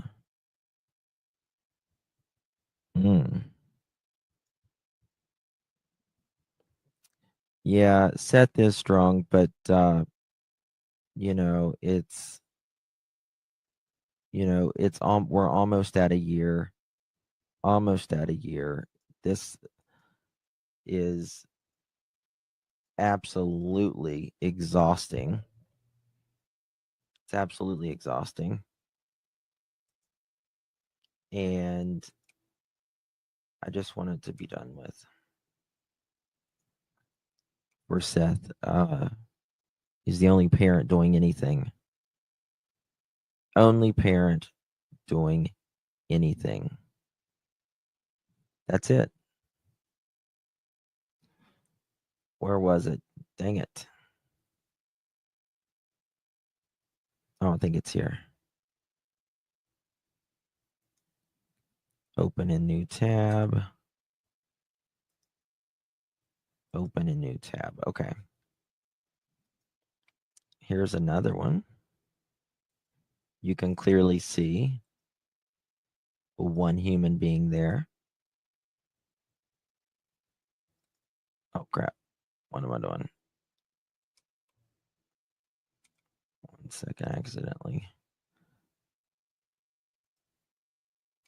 Let me refresh this.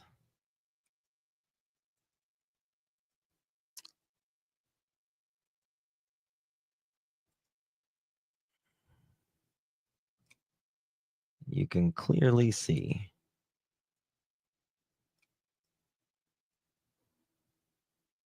there is a human being with a light around it.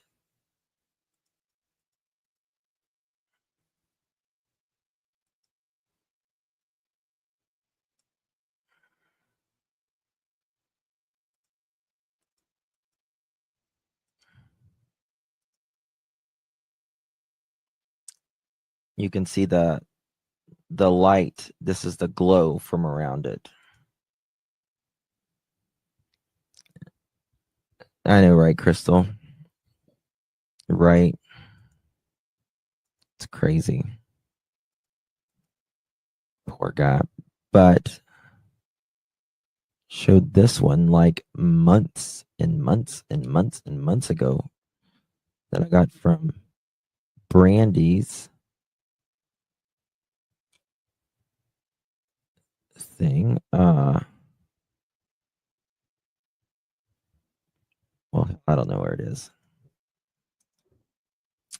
Is war okay? I guess. Hopefully. If anyone has doubts,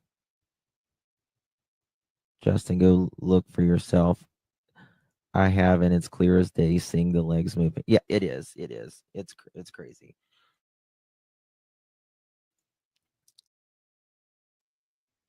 Okay, guys. And I know it's really tough. It's really tough. I don't think anybody was being too graphic, but geez, it is good practice to kind of keep it a little bit.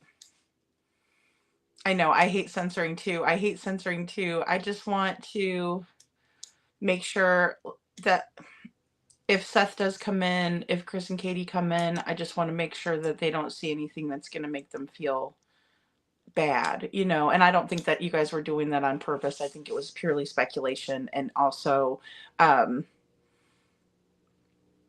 analyzing what may have happened, right? But I appreciate you guys kind of keeping eyes out for that, because we did have someone, and this is why this came up, I'm sure. We did have someone who was being quite graphic, and like they weren't getting the response they wanted from it, so they were becoming more and more and more graphic. I know that's not the case here, Mini Panthers. So but I understand where you all are coming from, because I just wouldn't want them to see something like that. Any of them, not one single one, because I understand that it's got to be so hard. Those images that Justin was showing us, I thought they were absolutely just kind of spot on images. Um, the different things that you can do depending on what software you're using is quite amazing. And I'm so surprised that oh, it's okay, Poco Sue, you're okay, you guys are fine. I just want to make sure we're mindful of it. I know it's hard though, because when you're trying to speculate, um it's really, it's hard. um you know Especially in this case where things are so sensitive. I think that's it too. But I think always keeping it in mind. But that's kind of why, and that was my rule, just because we had one guy in here that, like I said, he was like more and more and more and more graphic, and then finally we're like, you got to go. But no, I mean, speculating is a healthy thing, I think. But with that being said, I'm going to play this next clip, because we do have some about, oh, let's see. We're on 8. So we have like 3 more after this, and then we're going to kind of switch gears over. So here we go. Oh my God, Dawson, you don't have to do that, honey. Thank you so much, Dawson. I appreciate that, bro. And I appreciate all your time and effort. You truly have no idea how much we girls appreciate you. Much love to you and Remy. Thank you, Dawson. That's very generous of you, my dear. I really appreciate you. We're just trying to remain classy about it. That's very generous. Thank you, Dawson. I always appreciate you and your words very much, honey.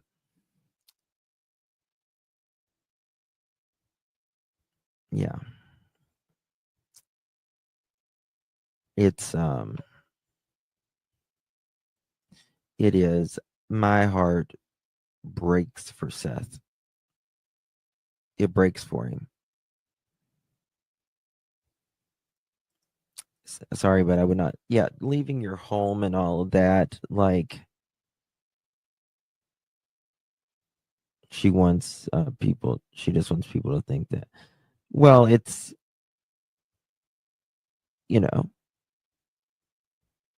I appreciate Jennifer, Coffin Daffer, Mob Crew, all of them, like, good people. that's the people that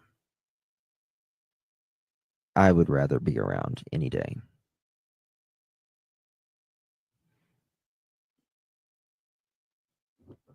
So that's it. Thank you, Dee Marie. Thank you, my dear. Highly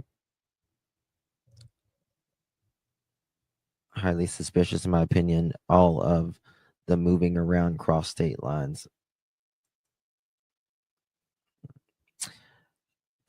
I mean, they don't even do interviews anymore. Why do you not do interviews? Not for your child? Thank you, Irony. It's very kind of you, honey. And then we got to make sure we let people know we are not saying Sebastian is no longer with us. We have no idea. We have no idea at the end of the day. Now, can we have an opinion on it? Yeah, but we have no idea. Now, I do realize, and I don't know who it is or whatever, but there was names put on there that I did not do that. I think it was sent to me, and then I popped it up, and then I think I took it down. If I remember right or whatever. But you know, at the end of the day, nobody can make a determination on who that is, right? I mean, I can't say that is Sebastian, Edgar, KK, right? All I can say is, why are Edgar and KK not concerned about someone being in their backyard and one person running back toward their house when that's the only activity that we see around that house that night? If you're across the street from Sebastian's home, from the Ring doorbell, and a light is turned on in their home, it turns on.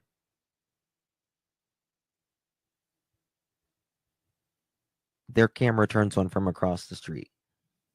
You mean to tell me that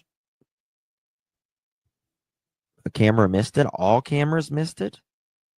All cameras?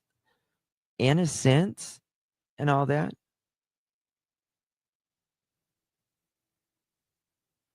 No. No. And then to me, it's, in my opinion, it's fairly obvious. But I can't say that that's them. I wouldn't say that is them on here. And I won't say it when I'm on a show either. But what I can say is what the neighbors have told me, what I see with my own eyes. Faceless, nameless individuals, just like so many has done for the past 11 months. Yeah, and excuse me, I second that as well. Yes, and you can email me. I'm sorry, I was in the I had just gone in and I saw that comment, but you can definitely email me. I think it's very obvious in my opinion, from my perspective of who I'm seeing and what I'm seeing. However, I think that it is one thing that we need to be careful with, because we don't know. Another thing, just with Sebastian, too, whether he's still with us or not, the same thing goes. We really don't know, and so it's good practice not to say 100% yes, 100% right. However, I do believe Justin when he says that the neighbors have told him things. the neighbors have told others things. Bobby the neighbor came out as well. So there are a lot of things that are just kind of lining up. And that's the hardest part for me when I try to look at the perspective from some of the other kind of creators or different things that I'm seeing being put out there. Not saying that everything I put out there is, gold or what you guys should be watching, right? But when I'm looking at things and analyzing it, or researching, and I'm finding just the characters involved, like Jennifer Coffindoffer or Chris from the Mob Crew were the examples given here. So just out of those examples, but then you look at someone like Crabapple or the Clue and that crew of people. It's just night and day difference, right? We have a 25 year seasoned FBI agent, retired. We have Chris, who's a very knowledgeable guy. He does a lot of computer enhancements and things like that. As far as I know, the background, those are all in his wheelhouse. And so I think it's important to consider our sources again, because it's night and day, and then also, let's see, they're moving around and doing no interviews. Again, huge red flag for me, because what parents would leave a home that they thought their child was, may or may not be coming back to, or that there was a possibility that he would come back home. Again, not doing any interviews. They do not have to go on a panel, say coming up here and, onto my show, or going on to, Justin's panel or something like that. I understand going on, Clue's platform probably isn't the best bet for them, just because it's kind of a free-for-all up here, right? But I would expect them to be talking to someone like Dr. Phil, for example, as salacious as this case has gotten. But it would be something where I really believe that they should go out there and discuss this with maybe 2020, Dateline, those types of outlets would be something that we would see that would be more professional, I suppose. And not saying that we're not professional, or maybe we wouldn't conduct a professional interview. If I knew that I was having someone on the show, just as an example, like Jana, when Jana came up, I had a list of questions. I emailed the questions to her. We discussed topics that were, that we wouldn't discuss, which wasn't anything. She's very open. But I'm just giving her as an example. And so I was prepared. I wanted her to know that I was taking it seriously, obviously, and that sort of thing. So with that being said, that's kind of how I conducted myself during the interview. And I'm not saying that other people don't do it that way either, but I just think it's important to maintain that level of professional interaction, so that way things don't get out of hand. And then also, it's hard when everybody is so passionate, like I see you, Castle. Please pray for Seth. He's hurting tremendously. I mean, it breaks my heart to think of it. If it just does. I mean, it's boy, you just, it's just, you feel for him so much. I find myself thinking a lot about Katie, especially when we went over the reels again, and then what we were discussing about the possibilities and the CPS reports and what they were saying, and how she was saying she was scared. Hey, Morgan Lefty, good to see you, hon. And so I think about her quite frequently. I think about what she's going through a lot. And I understand that Sebastian is the most important person here, but I also like to look at, the way other people in the case are going through it too. Good night, Poco Sue. Thank you for being here, honey. Thank you so much. But I do believe that it's important to keep in mind every aspect. And then Judy, I also saw that government website that you posted about the PIs. So thank you for that. I meant to say that on the last time.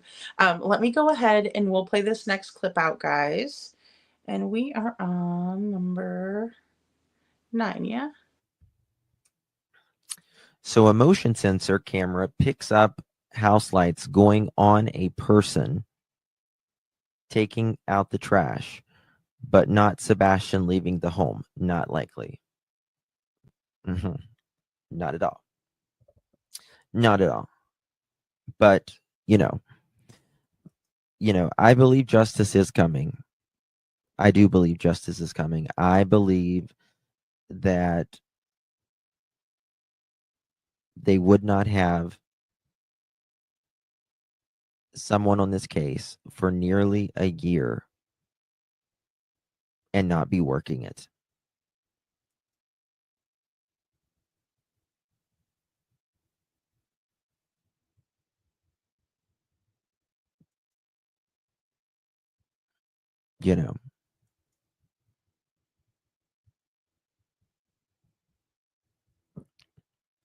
What was how often did the Sox go to Alaska? I don't know. But I'll tell you this. If your if your son's wife's child went missing and you're such a close family, would you go to Alaska? Would you be talking about jewelry while Sebastian hadn't been missing but few hours at that point? Would you be talking about jewelry and where you're going to go?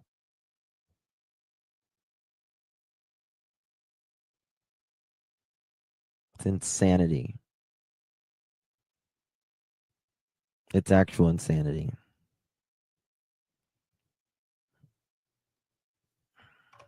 I've never really, people believe what they believe. You're not going to change how people feel, nor should you try. And people get all worked up about, all of this stuff, and it's anger is not the way you're going to do it. Would you? Yeah, right, Michelle? Right. I mean, you have every right to plead the fifth, and it can't be held against you. That is a right. Right. And they have every, and I want to support, I support that. They have every right. And every person does under the Constitution to plead the fifth if they have so done so, and to have an attorney. But again, and it can't be held against you. But again, the question for me is, why would you? Why would you plead the fifth for a child walking out on their own? You know what I mean?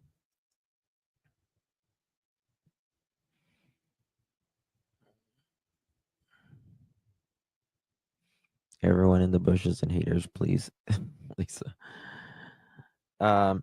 Hypothesizing and then faking outrage at those hypothesizing is actually quite hilarious, considering the moral compass lacking in certain spheres. Yeah. Yeah. Great point, Trishy. But it looks, I mean, Eileen, you're right. It looks suspicious as a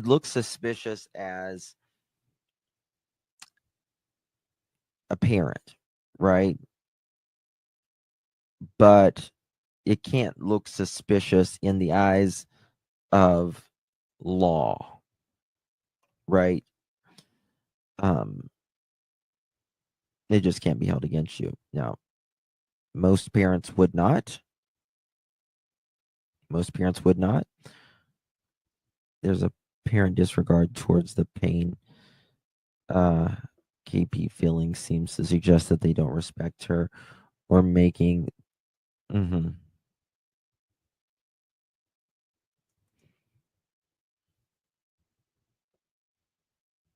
True Crime Junkie says Stephanie's mother posts all the time on Facebook begging for her daughter. Well, you can't even get the grandmother to, you know, you can't even get the grandmother to speak on Sebastian's birthday, or there's other things that I know that I just can't say right now, but yeah, in places where she should speak at it, in my opinion, but doesn't.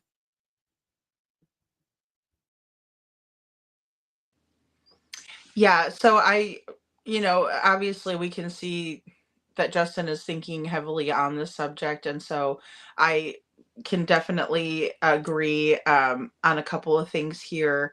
Anger doesn't help, but I think if you can turn that energy into motivation, it is a good thing. But just to be angry, it doesn't help. It makes things, much, much worse. Katie has every right to remain silent, right? She can plead the fifth, and lawyering up is not against the law. From the law enforcement standpoint, that's definitely something that they cannot hold against them. However, when it's a bunch of us true crimers sitting back looking, established patterns is really what we're looking at, and we talk about that a lot here. Why would somebody plead the fifth for Sebastian walking out on his own? Was a big question there, and I agree with that. It's just like in the Brian Laundrie and Gabby Petito case, right? His parents were completely silent. They did not speak to anyone. They lawyered up. Which they had every right to do. But again, they were guilty of hiding the knowledge of what happened to Gabby. And I believe that they knew exactly what happened to her when Brian came home the first time. And so that's just my opinion. Now, Mohawk Mom made a great comment. She's a really smart gal. I don't know if you all know Mohawk. She's around the streets here. She's awesome. Real knowledgeable about a lot of things, especially when it comes to Sebastian's case. But she says, if the motion, basically I'm paraphrasing, guys, but she says if the motion sensors tripped off, they kicked on when someone was walking past, then if Sebastian left, it would, be common sense, or just, it would just be normal or rational to think logically that if Sebastian left the house, then those same motion sensors might kick on, or other ones in the area. He would have been caught on camera. So, I definitely agree with that. And then also on Web Sleuths, CP told Trisha on Web Sleuths that Terry Bowersox goes to Alaska for work, that he does that, like work trips. He didn't say how frequently, I don't think, though. So I don't know if you all know that in the comments. But just something to think about. And then another huge red flag is when Seth alleges that when he went to the Proudfoot residence that morning, that Mama Socks was talking about her jewelry and how Chris needs to buy her jewelry. They were talking about the trips they were going to go on. Not something that you would expect to hear from people when there is a crisis situation, there is a child missing, it is a member of your own family, by marriage or by not marriage, it's a member of the family. And so you would think that they would show more care, compassion, love, concern. And then we're going to go ahead and just watch these next two little small clips, and then we're going to get right in. It's just content, Laura. That's all it is.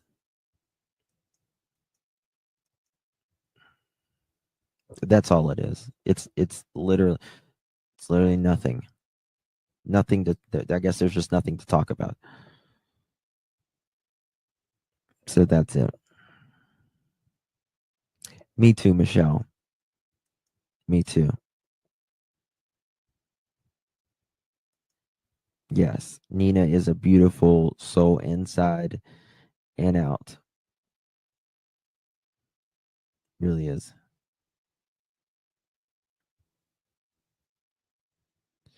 I can go on what they haven't done versus what they have done. Yeah, Michelle, you're right. Why did they take signs off of their vehicles that just said, "Oh, honey, they did that"? They did that.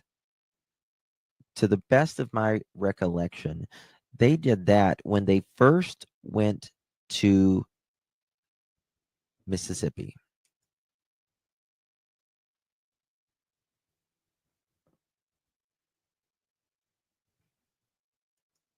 That's right. Now, and that's exactly right. They are everyone is innocent until proven guilty, right? In a court of law. But public opinion, people's allowed to have their opinions,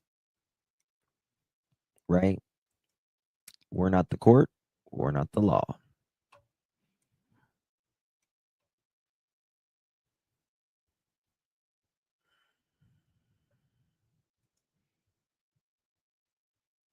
Millie, it was how was two people in states on opposite ends of the countries could show the other where their brain was interpreting in these images of before.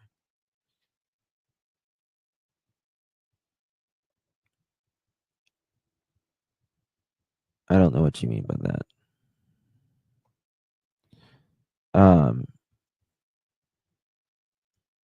So in my opinion,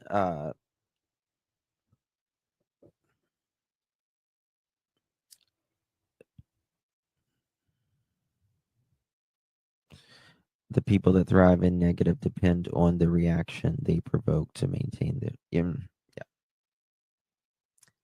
See, and I put speculation in my post. Just the pick alone could cause speculation that isn't true. As a creator, it is my responsibility to put question marks.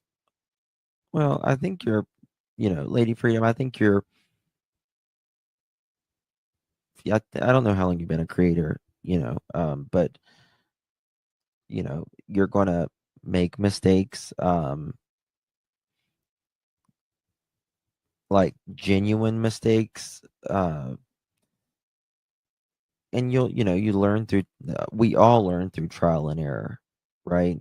And whenever we're wrong, just admit you're wrong, and that's it. There's been a few times like where I've made some mistakes. I've always admitted if I was wrong on something. I have no problem doing that.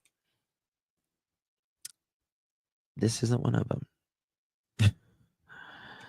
So there's that. Guys, I'm at 3.5 hours. I love you too all so much. That's right. That's right. But Smiley, on YouTube, when people make mistakes on here, I don't sit here and drag them. I don't drag anybody. Even the people who are talking about me right now, saying, I'm sure, terrible stuff. I could drag them for filth. Why? What does it do? What does it do?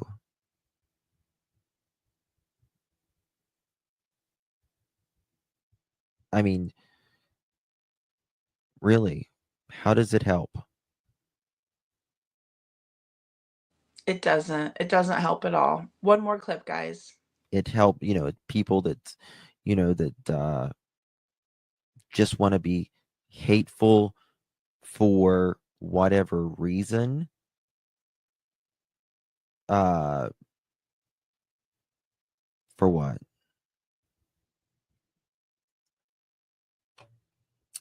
Yeah. I don't drag them whenever they do mistakes or not. You know what I mean? I could do it. It's so simple to do. But why would I? Why would I? For what? We got more better things to worry about. Oh no. No ma'am. No ma'am. No ma'am. You're late. You're late. You're late. You came at the end when I'm saying goodbye. When I'm saying goodbye. She likes me to give her a hard time. Like, if I don't give Tara a hard time, she'll text me. She'll be like, "Are you mad at me?" I'm like, "Why would I be mad at you?" She's like, "You haven't made my life hell lately."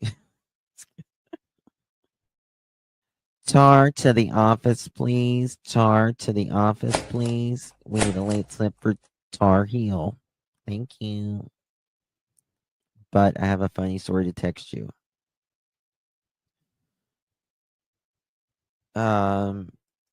If it's about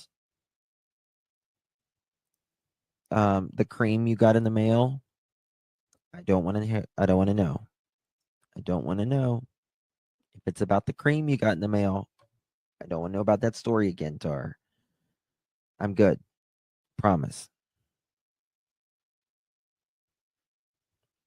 That done it in for me last time. Just telling you. Did they give you a refill on it? Did they? God. Here we go again. All right, text it to me. Just don't send pictures this time, okay?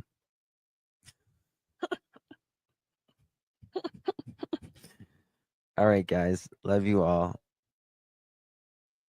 Okay, guys, I just put that in the end because I thought it was cute and I just wanted to play it out because, these things can be so upsetting, and I just thought that was a cute ending to that. Um, just kind of make you guys smile. And thank you, Judy Reed, for becoming a member. Thank you so much, and welcome to the Ladybirds. And if you guys are a guy, then you're just a Freebirds, right? And so one of the viewers said something that was really poignant, I thought. Um, it's not really what they have done, but really what they haven't done, because they haven't really done much of anything, in my opinion, either. But what they haven't done, haven't gone to the vigils, haven't had vigils of their own, haven't been out searching, posting flyers, that sort of thing. They took the magnets off of their car when they went to Mississippi. Um, and we're all innocent until proven guilty. Thank God for that, because gosh, if it was us, or one of us in the situation where we had to um, defend ourselves, we would want that same courtesy, and that is afforded to us by being, United States citizens and all of that jazz.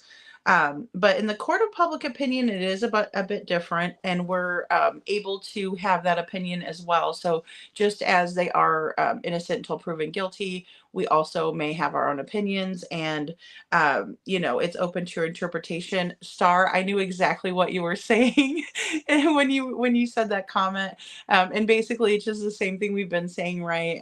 You're all the way across the country from me. I'm across the country from you. And it's almost like when you look up and at the sky and you can see different shapes in the clouds. You and I might, put down a blanket and lay down in a nice, clear, sunny day, but there's those big white puffy clouds that you see, and I might look at one and say, hey, that looks like a turtle, and you might say, well, I think it looks like a dog, and someone else might say they think it looks like a cat. So it's just always open to interpretation, but that's how we came to our conclusion. And then it's funny because that's not the only thing that we've ever talked through with each other, because we're both night owls, and so there's been times where I've even been working on Crystal's case, who we're going to go over just because it is her 2-year anniversary, and because I haven't had a chance to put out the newest video that I was working on for her. So I cut it a little bit short from what I was working on, and I uploaded it here so we can watch it.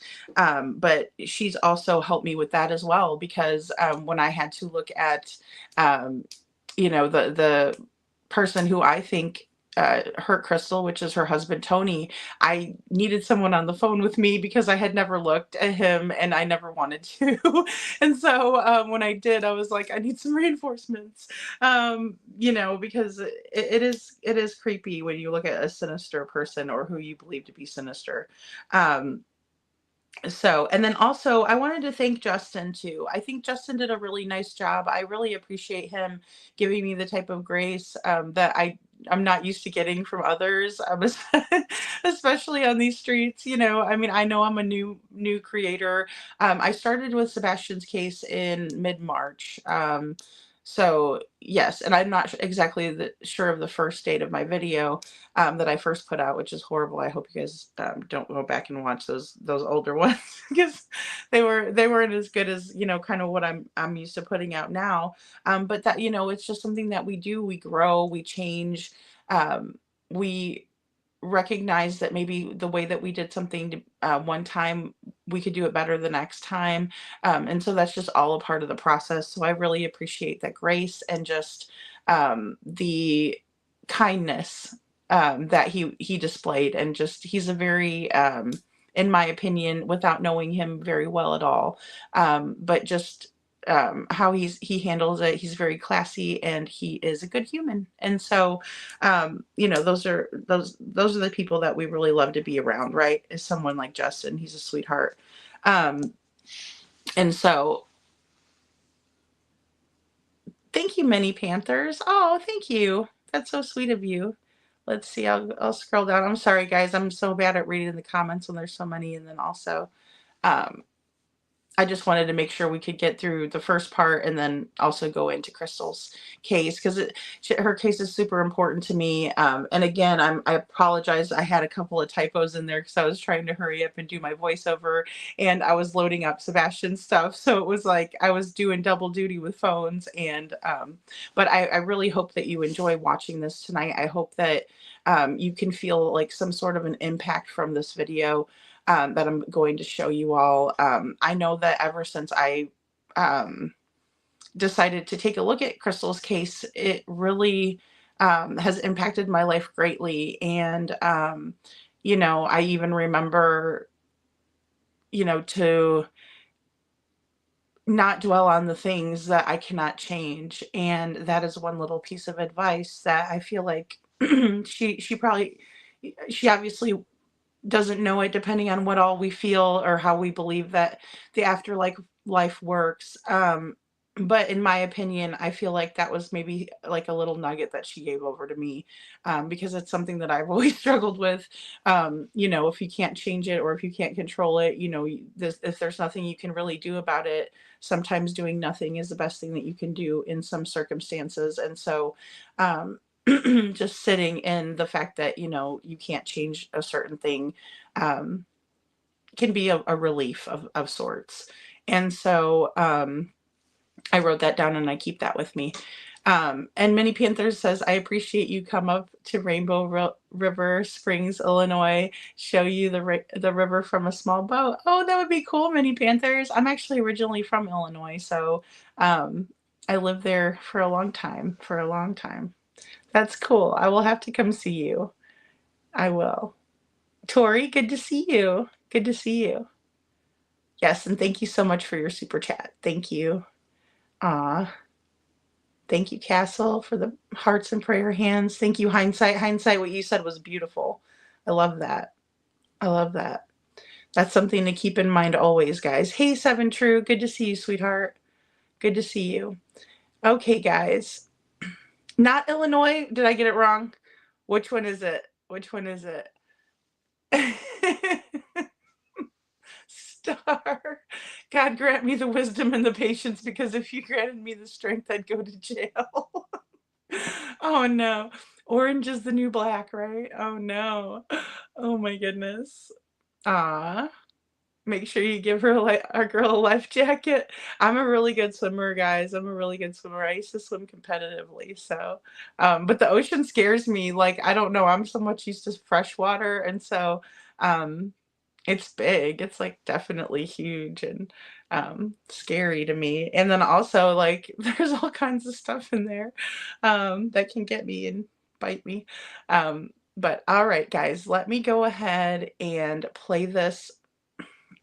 I have, it's 6 clips, and we're just going to start it out. And I think I'm just going to play it all in order for you. And then that way you can kind of see it all. And then I also have another video that's out too of the full conversation that Jana had with Sheriff Scott Matthews on a recorded, it was recorded. And it'll just kind of put a couple of more things into perspective for you, but it's kind of more of a segue, a refresher, and then a segue into my newest video for Crystal. So this story is about Crystal McCrory Jones. She is she is a 43-year-old woman who was found unalived in her own bed. And this was 2 years ago today, so it is the anniversary today. So please say prayers for her sister, who works so hard to bring justice for her sister, Crystal. She was a beautiful woman, did not deserve to be with the person that she was. And she was in a DV situation, and it ended very, very badly.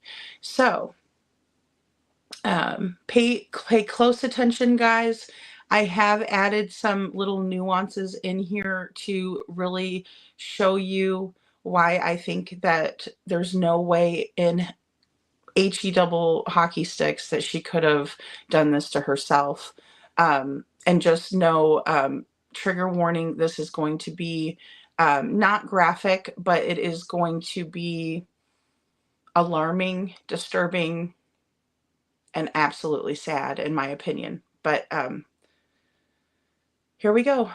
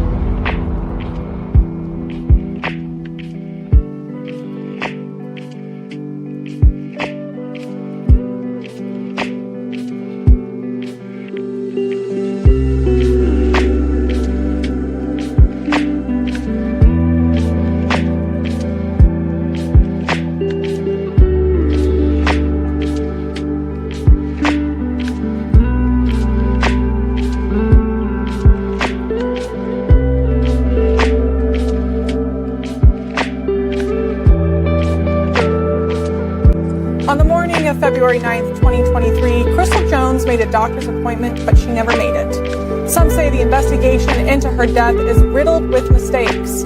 Now, almost 2 years later, the family says they are haunted by questions that may never be answered.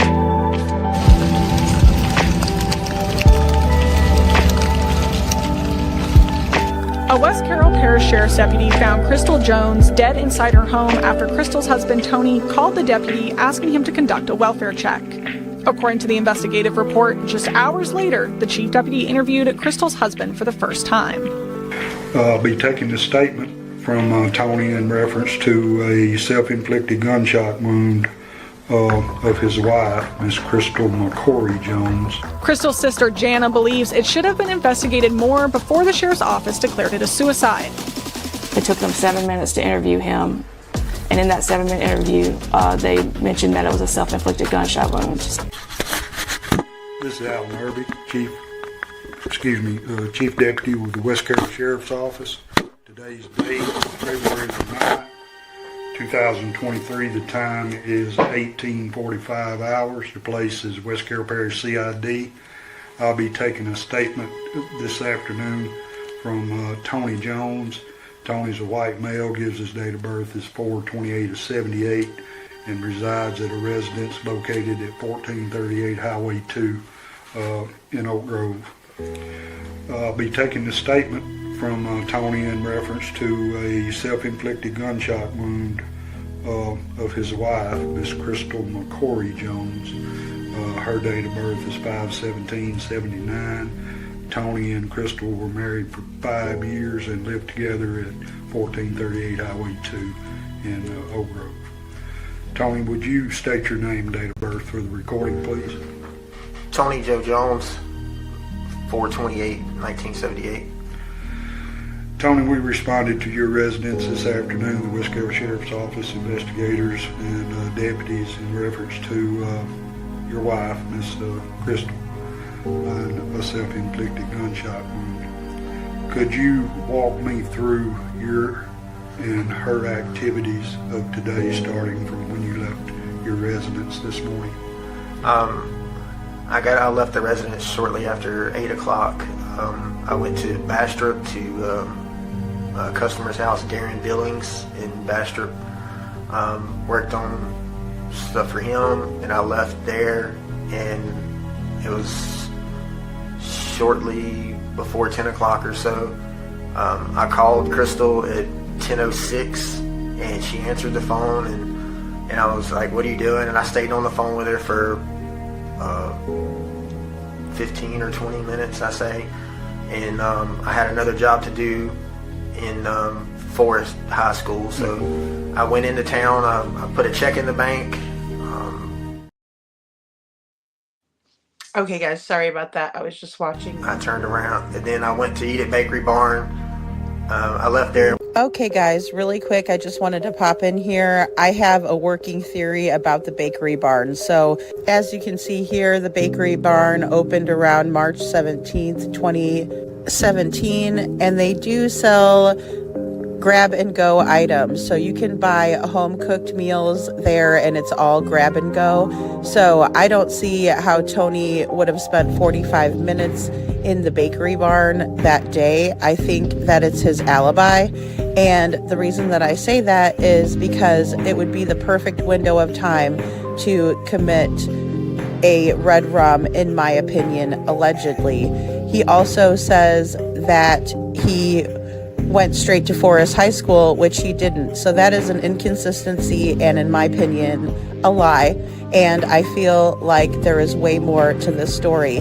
Now, keep in mind, Crystal's time of death was marked at 11 a.m. that morning. She was found in her bathrobe with only her underwear on, wearing makeup. The autopsy also stated that she had caffeine in her system. It's really amazing what you can find if you go digging a little bit on Facebook. I actually found the menu from the day that Crystal passed away 1 year ago today, February 9th, 2023.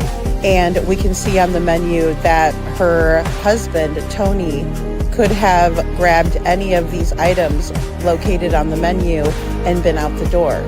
So what was he doing for 45 minutes? Google doesn't lie, Tony, but we know you do. Of all the Bakery Barn's offerings, we see that they are all grab and go items.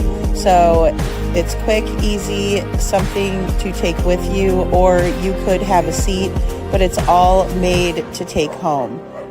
Of all of the bakery items that I can see on this list, I think the little dogs are the cutest. I don't know what you guys think, but this story is really twisted when we think about how law enforcement could have been involved here. Did one of Tony's cop buddies pick him up and take him over to Crystal's while he was parked at the Bakery Barn? Did he leave his phone there? Because there are no receipts from Tony stating that he bought anything at the Bakery Barn that day. There's only the Google location showing him there. His Google location also shows him stopping over at the sheriff's department right before the Bakery Barn. Tony doesn't tell the truth, so we do have to rely on the Google data to guide us through Tony's day.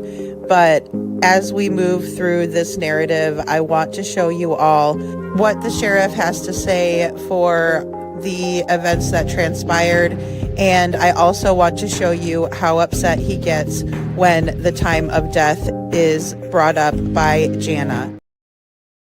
Let's watch.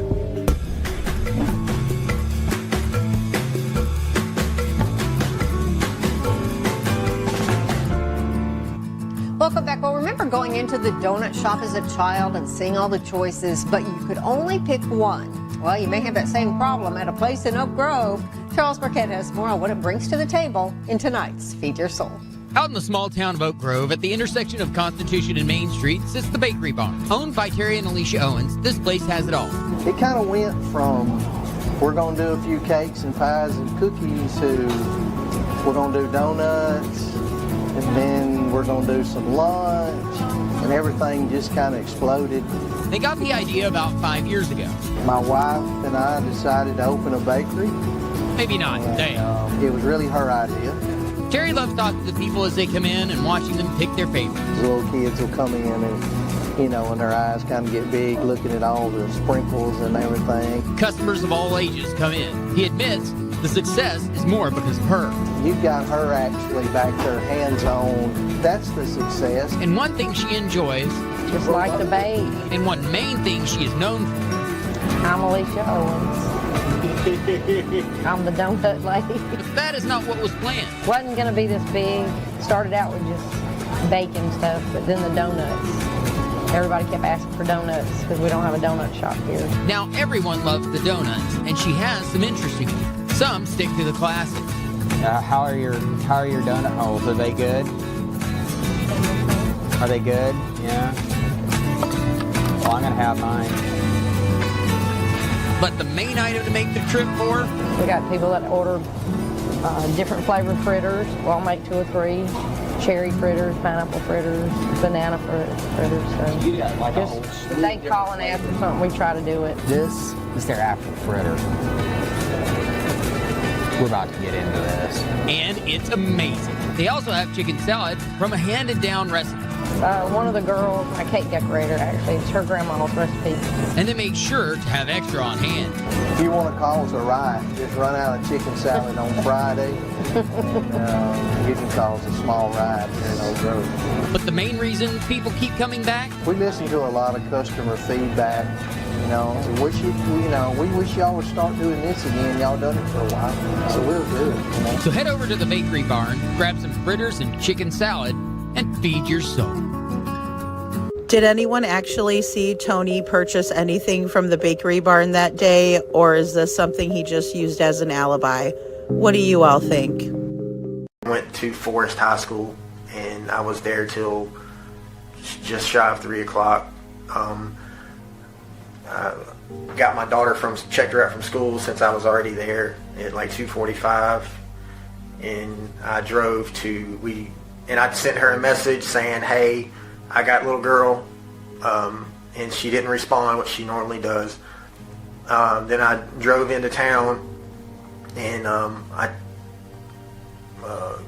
me and my daughter got something to eat at Sonic, and I tried to call her again, and she didn't answer. So then I contacted the East Carroll Medical Clinic because she had an appointment at 2:30, and I said, and this was like 3:45 or something, and I asked them, I said, my wife was supposed to have an appointment, is she still there? And I gave them her name, and she's like, well, she never checked in. And so then I tried to call a couple more times, and I was real worried at that point. So I called Deputy Harris, he was my neighbor, and he said he was almost home, that he would go check. So he got there, and he said that no one was answering the door. Her vehicle was there. I was like, well, please go inside. The door is unlocked. He went inside, was calling her name. I said, the bedroom's in the very back of the house.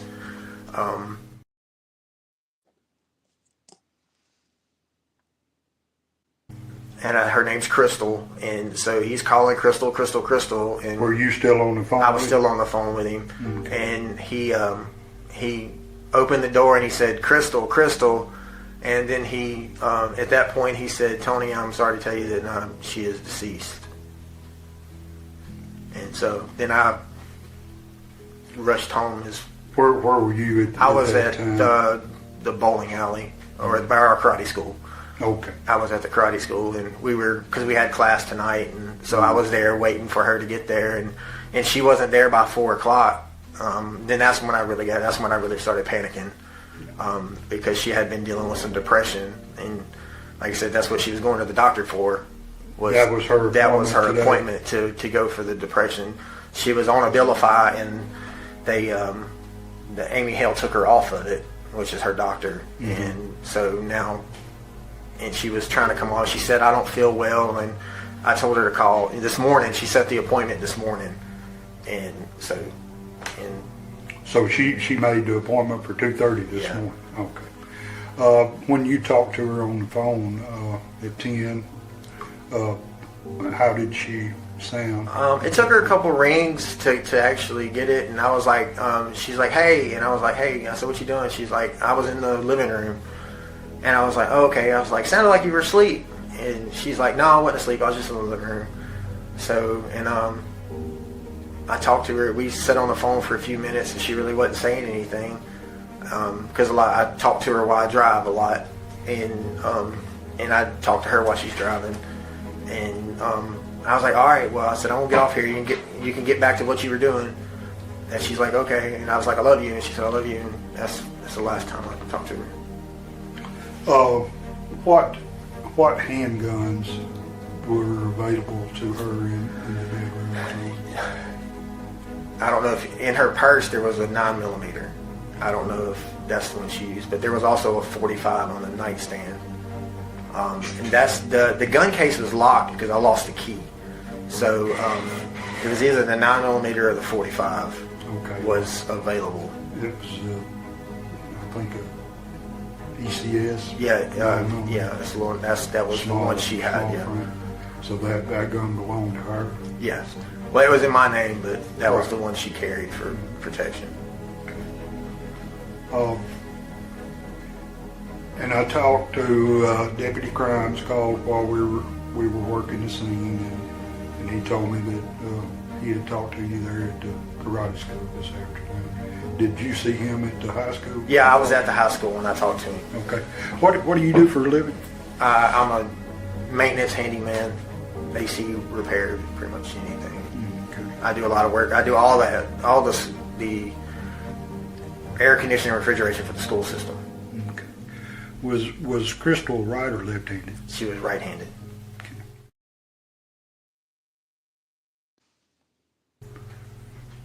All right. I believe that is all the information that I'm going to require from you, Tony. Is there anything that you would like to add or take away from the statement you've given me this evening?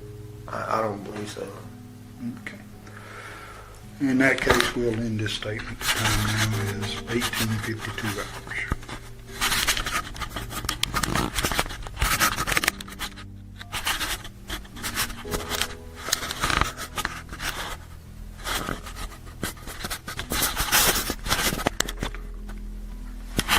She battled depression all her life. That's pretty much the only thing that mama gave to her was depression.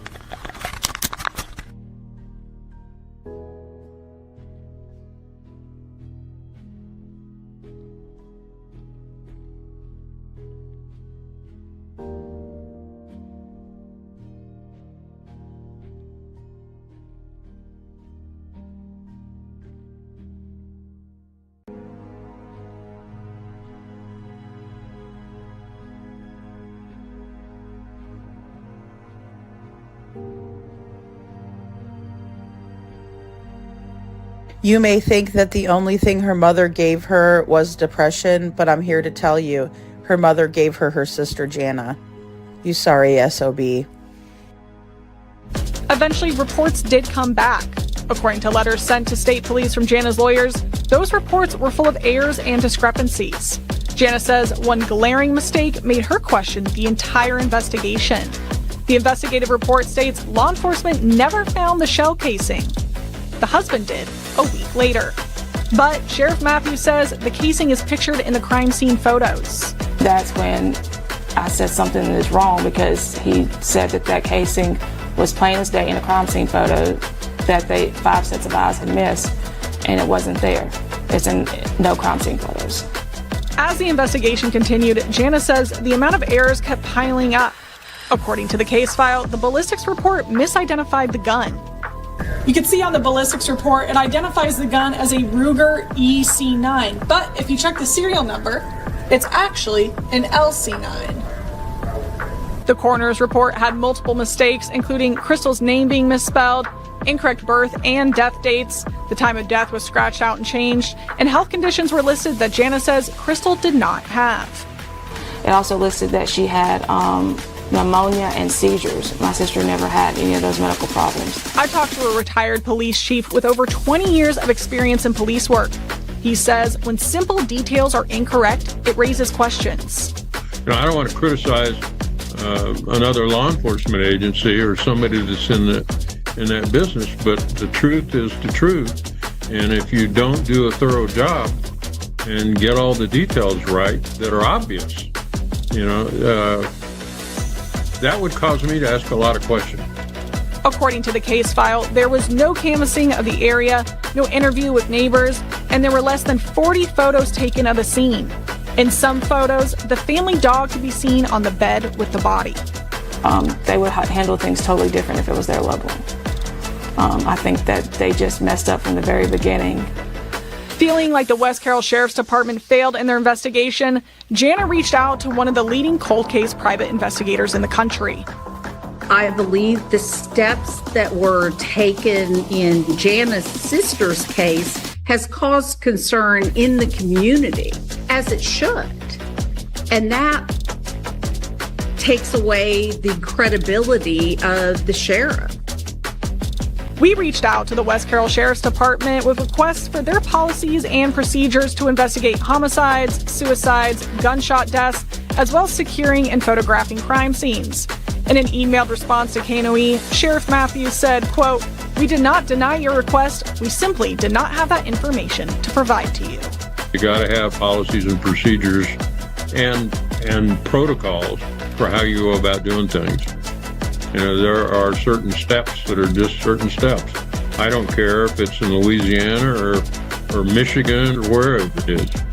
There are certain steps that you go through to develop a profile. After being turned away by state police and the state attorney general's office, Jana and Sheila went to Washington, D.C. to ask lawmakers for help.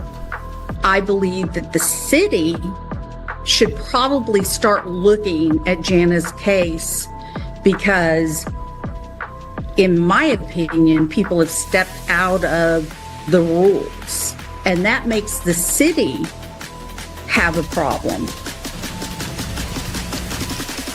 I reached out multiple times to Sheriff Matthews for an interview to see if he could explain some of the errors in the investigation. At one point, he did agree to talk.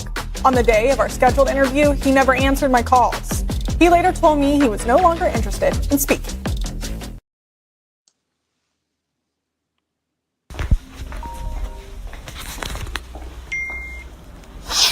Hey, Sheriff Matthews. Hey, how you doing this evening? Oh, fighting allergies. How are you? Oh, fine. I just come in the house. I've been outside in the yard working a little bit, and just come in and checking my messages and what have you, and just to get settled down for the evening. Yes, sir. I had kind of. I think the last conversation we had was that you were coming to get those documents, and I've had this information since then, and I guess had been somewhat waiting on you to come by and I could have this discussion with you. But and then the other issue was just the timeline where he was whenever she passed away, and I think that was the main thing. Okay, so. And again, I'm not looking at this, so just bear with me. I'm trying to go off of memory here that he did some work at Forest School that day. Well, first he went to Bastrop. Okay. And then he drove past their house, and he actually drove to the sheriff's department. I can't say whether that's okay. I don't know. Why would he have come to my office? Do you know? I have no idea. That's just what the address that was pinned on his location, the timeline location. It says work, and it was 305, whatever Main Street or East, whatever that is. Like I said, I mean, if you want to take a look tomorrow and just call me back, that was just the main thing was the CPS and the timeline. And so, and again, he could have very easily come by the office, but that also brings up the other issue where you questioned whether he was parked at some storage buildings for a great length of time. Well, those storage buildings are right beside the karate school. Right. That's why it showed his vehicle there. They're within spitting distance of the karate school. They're right there. Right, but this is just his phone is pinging there, not necessarily his vehicle. It's just he said he told us he was at Forest High School all day. And so, the difference in the timeline that was on his where it pinged his phone, at Sonic, at Walmart, he actually didn't make it to Forest High School till around noon. So that's just, I guess that was our main concern was after, we had to pay for the death certificate. He didn't turn one over to us. And the time of death was the time that he was passing by their house. And I'm not. There is no time of death. There's that. And if you're looking at a death certificate that's got a time of death on it, there is absolutely no way that anybody could put an exact time of death on. I don't care who they are, and I don't mind telling you that. Okay. There is that. Certainly, there's no way that they could make a determination. Tell me what time is on the certificate. 11 o'clock.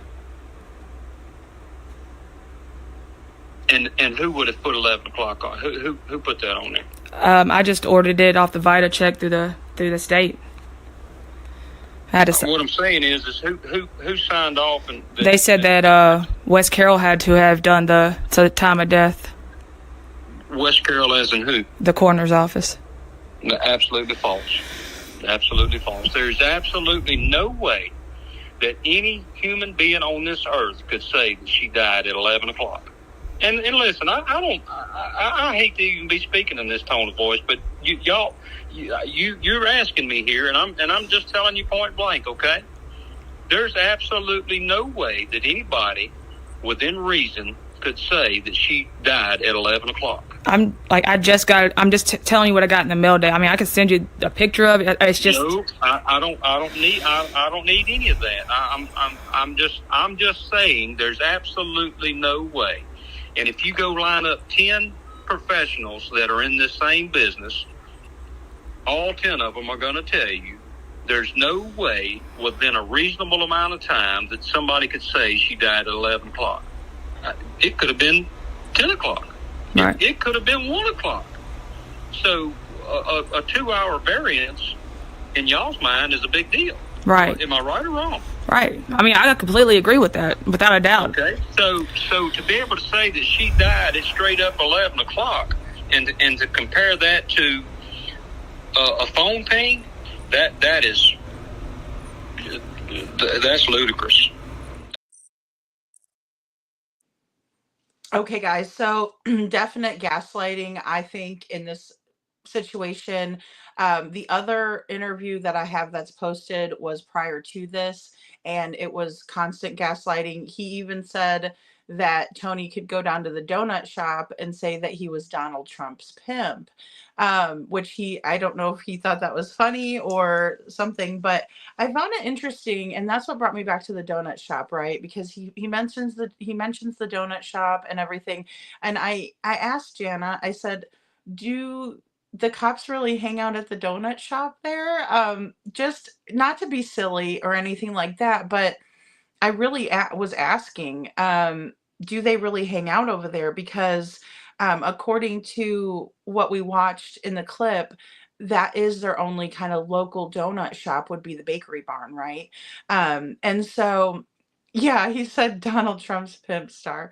Um, yeah, and why is he so defensive of the husband? Because they're all friends with each other, and he used to work for him. Tony used to work for the sheriff, and he also knows the other deputy, Chuck Harris, um, who has vanished off the face of the planet somehow. But he is the one that did the well check. So um, Sheriff Scott Matthews does bring up the donut shop a bunch in the interview, saying that um, Crystal's doctor's appointment that she made that morning because she wasn't feeling well, according to Tony. There is no proof of that ever happening. There is no proof that she had that appointment. But she was getting ready to go somewhere when this happened, because she had makeup that was intact. She had a robe on, which her sister Jana says that that was her typical way of getting ready. She would put her robe on, put her makeup on, do her hair, which her hair was not done yet, in my opinion, because I have seen the photos, and she was ready to go out. She had caffeine in her system. She was not going to lie down for a nap or anything like that, contrary to Tony making her seem like she was just a whole mess of depression. Prior to this all happening, the reason why Jana has this information is because her sister Crystal was suspecting that Tony was on dating websites or not being faithful, and so she was tracking his movements.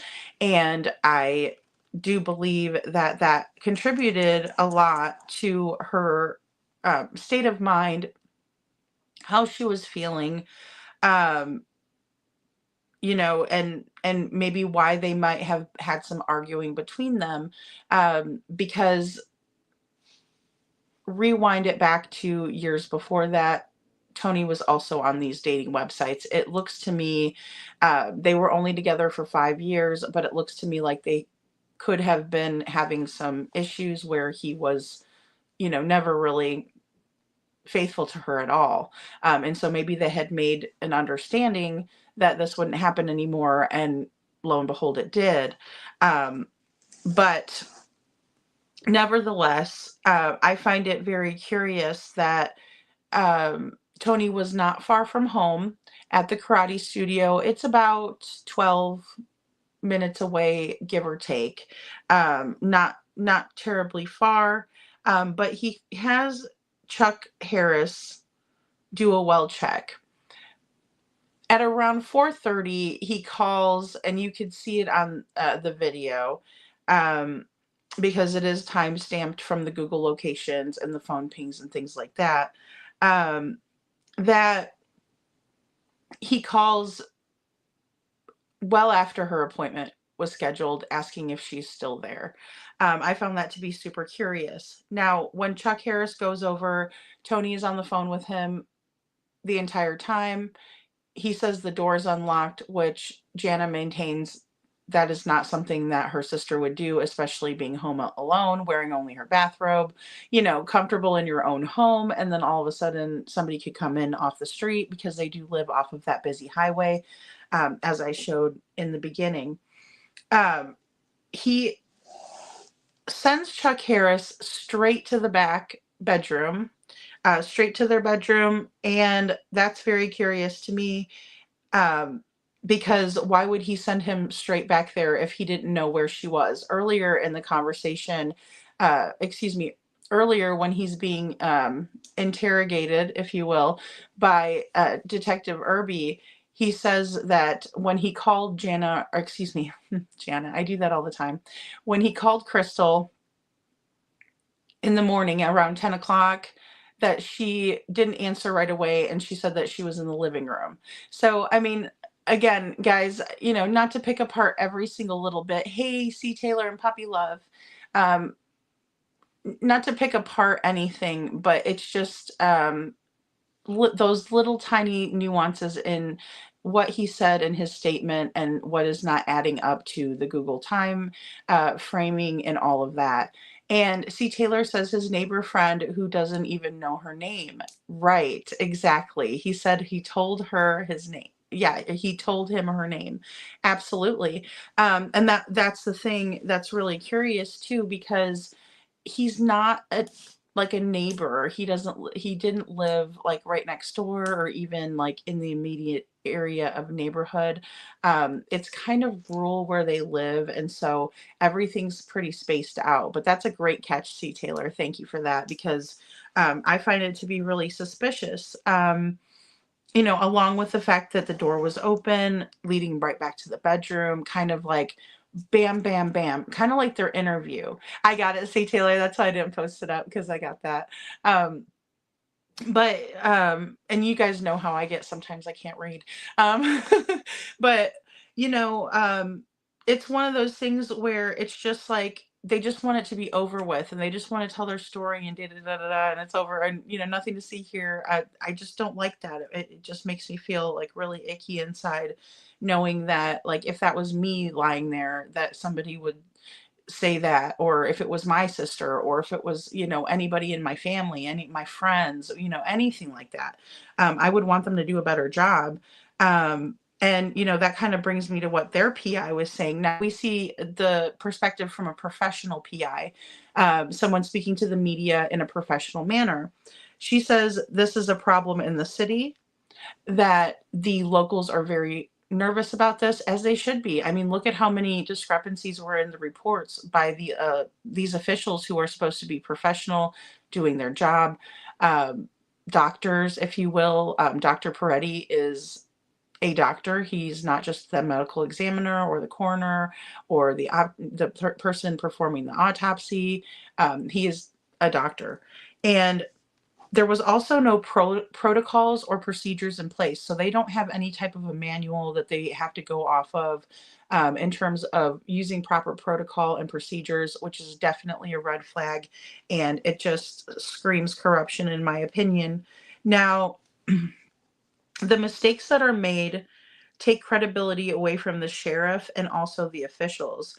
They even marked the Pew Pew, I hate saying that, ugh, Pew Pew, as an EC9 versus what it really was, which was an LC9 Ruger. And so that is super curious, and I'm not sure, I didn't leave it up on the screen long, guys, but the whole, it was pulled back as if it was ready to be used again, right? And then it's very curious and looks super staged when her finger is still on the trigger, and then also she did not drop this alleged weapon, right? She has it still in her grip. Another thing that Tony admits in his statement, that Crystal is in fact right-handed. So I just did a quick Google on it, right? An entrance wound is going to be small and the exit wound will be large. And in this case, the exit wound was quite large. It was about this much, and it took about that much of her head, right? In terms of the exit. They were located in opposite sides of her head. So, for instance, if I'm right-handed, I would have an entrance wound on my right, because I'm not going to shoot with my awkward hand. It wouldn't do it would be awkward. You would see that in the trajectory of the bullet. You would also see that where the casing landed, etc. The gun was extremely filthy dirty. It was full of debris of some sort, dirt.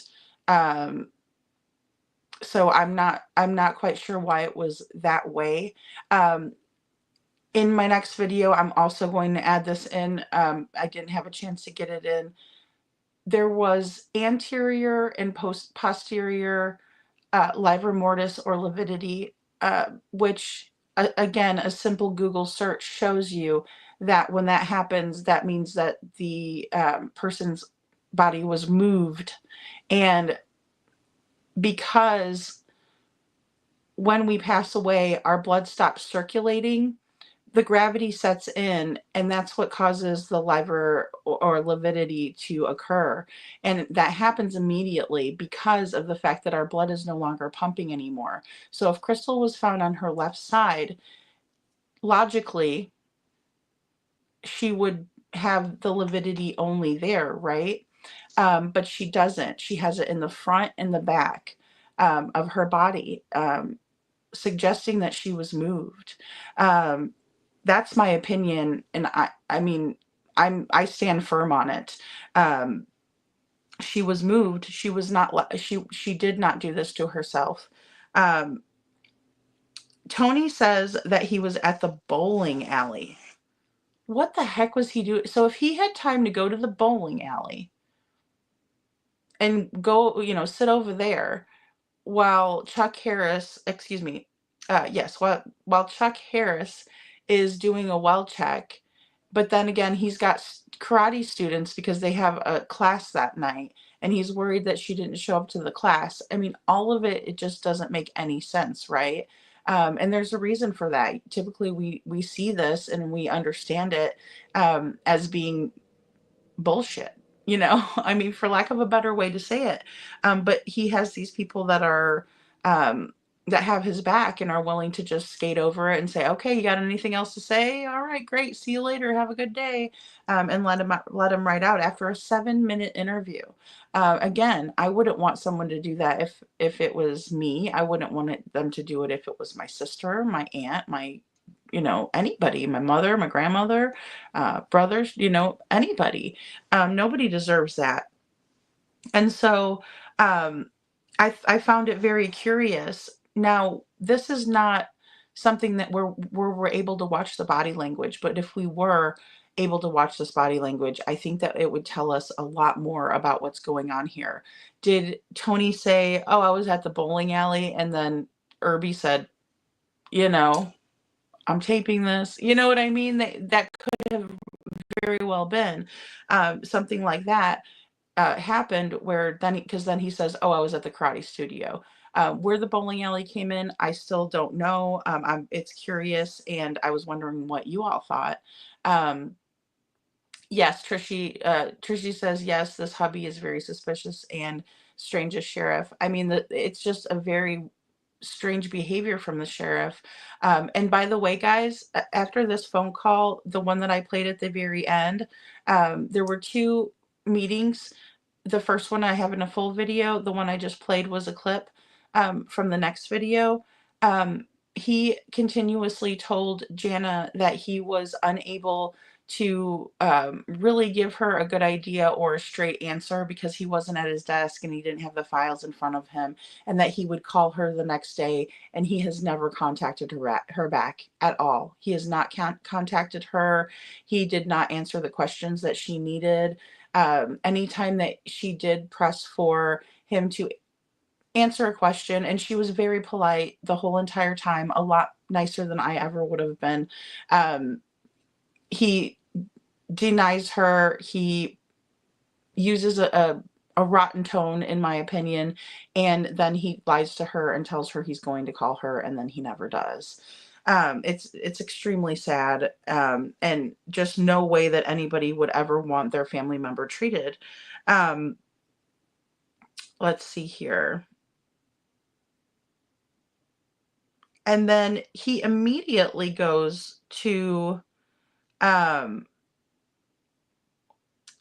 depression aspect. And this, of course, I think is something that he was setting up for a while, because in the beginning, in the first clip that I showed, I said, or I put a quote up there that says, be careful, if you're a giver, because takers don't know when to say when, basically, right?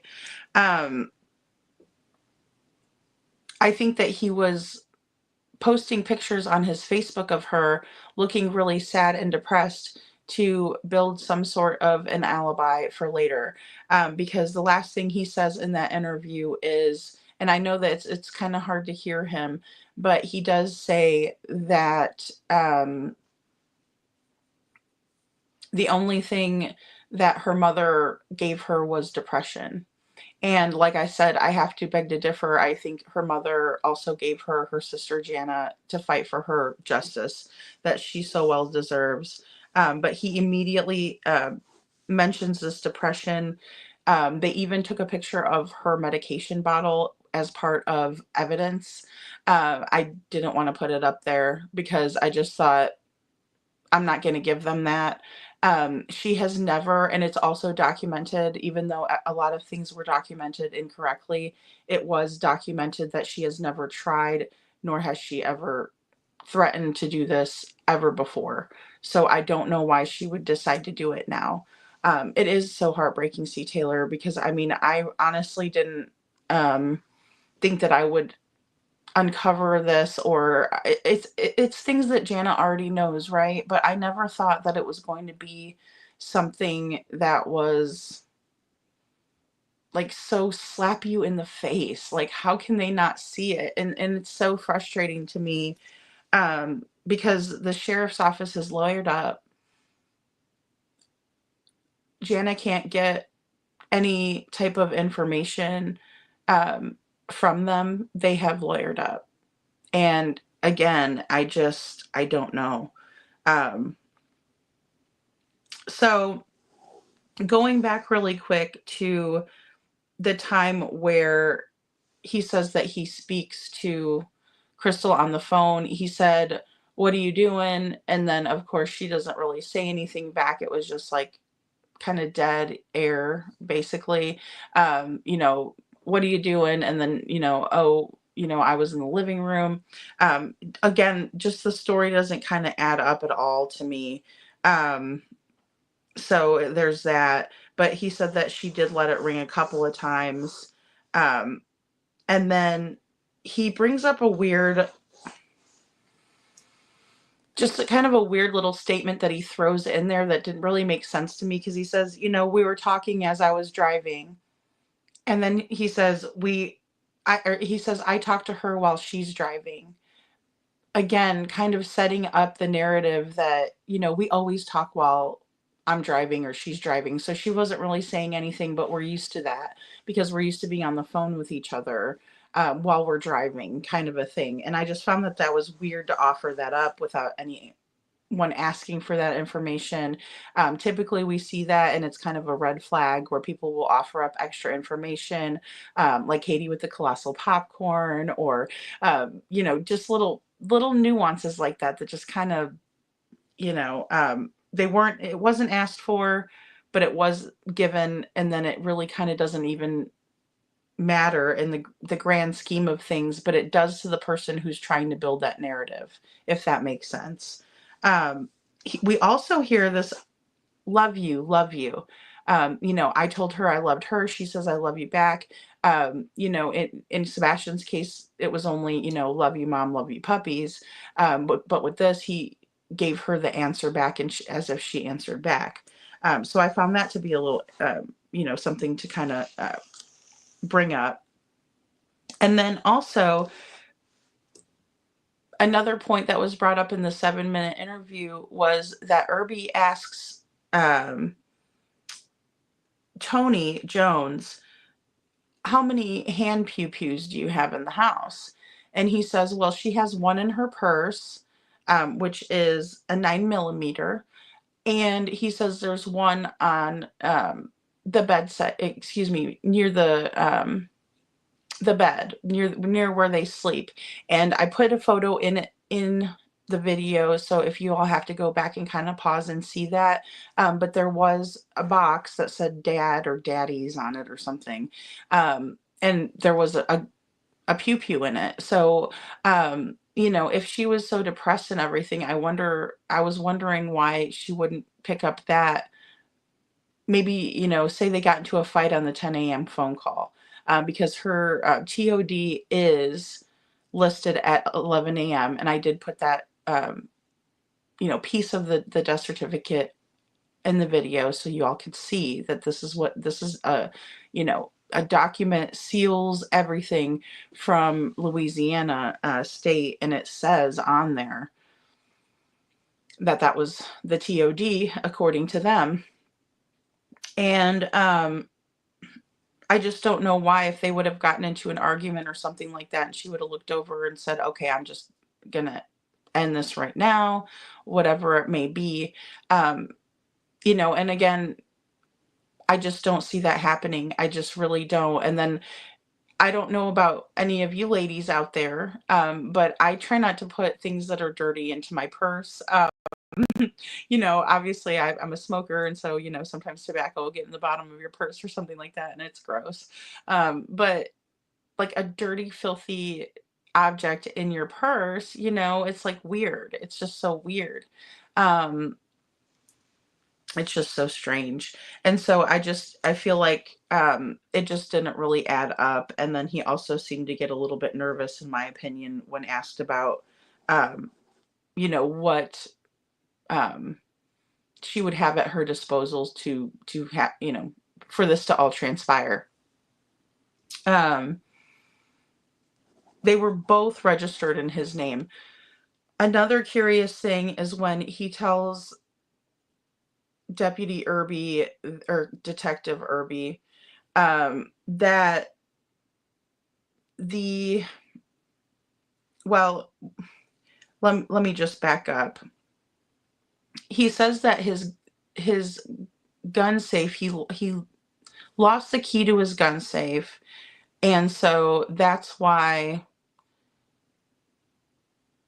there was one by the bedside table. That kind of didn't make sense to me, because even if you lose the key for it, wouldn't you just still store it in there? Isn't that better to store it there than like out in the open where it was? It's just weird. Machete knows what I'm talking about. It's like, but like when you think about it, would you want to put like anything dirty in your purse? Because, you have like, I don't know, I have all kinds of stuff in there. I have a big purse, but either way, it's like you wouldn't want to like really put it in there if it was completely filthy dirty. Um, and again, like I said, the whole scene seems staged. Uh, when we think about the fact that when someone uses that means, and there is, let me see, how do I word this? When someone uses that means to unalive themselves, we're typically going to see the pew pew leave the hand, right? They're not going to still have it in their hand like that. And so again, I feel like it's staged. And then also, maybe some of you out there that know a lot about a Ruger, it was pulled back as if it was going to be fired again, or as if it could be fired again. It wasn't as if it had been released and that's it. And as we know, if we take our own lives by that means, then it's more instant than anything. We don't have time. That is the most instant thing. Statistically, women do not take their own lives by this means. Most of the time, we will use other ways, we use less violent ways of doing it. Not all of us, but statistically speaking. And again, right-handed for the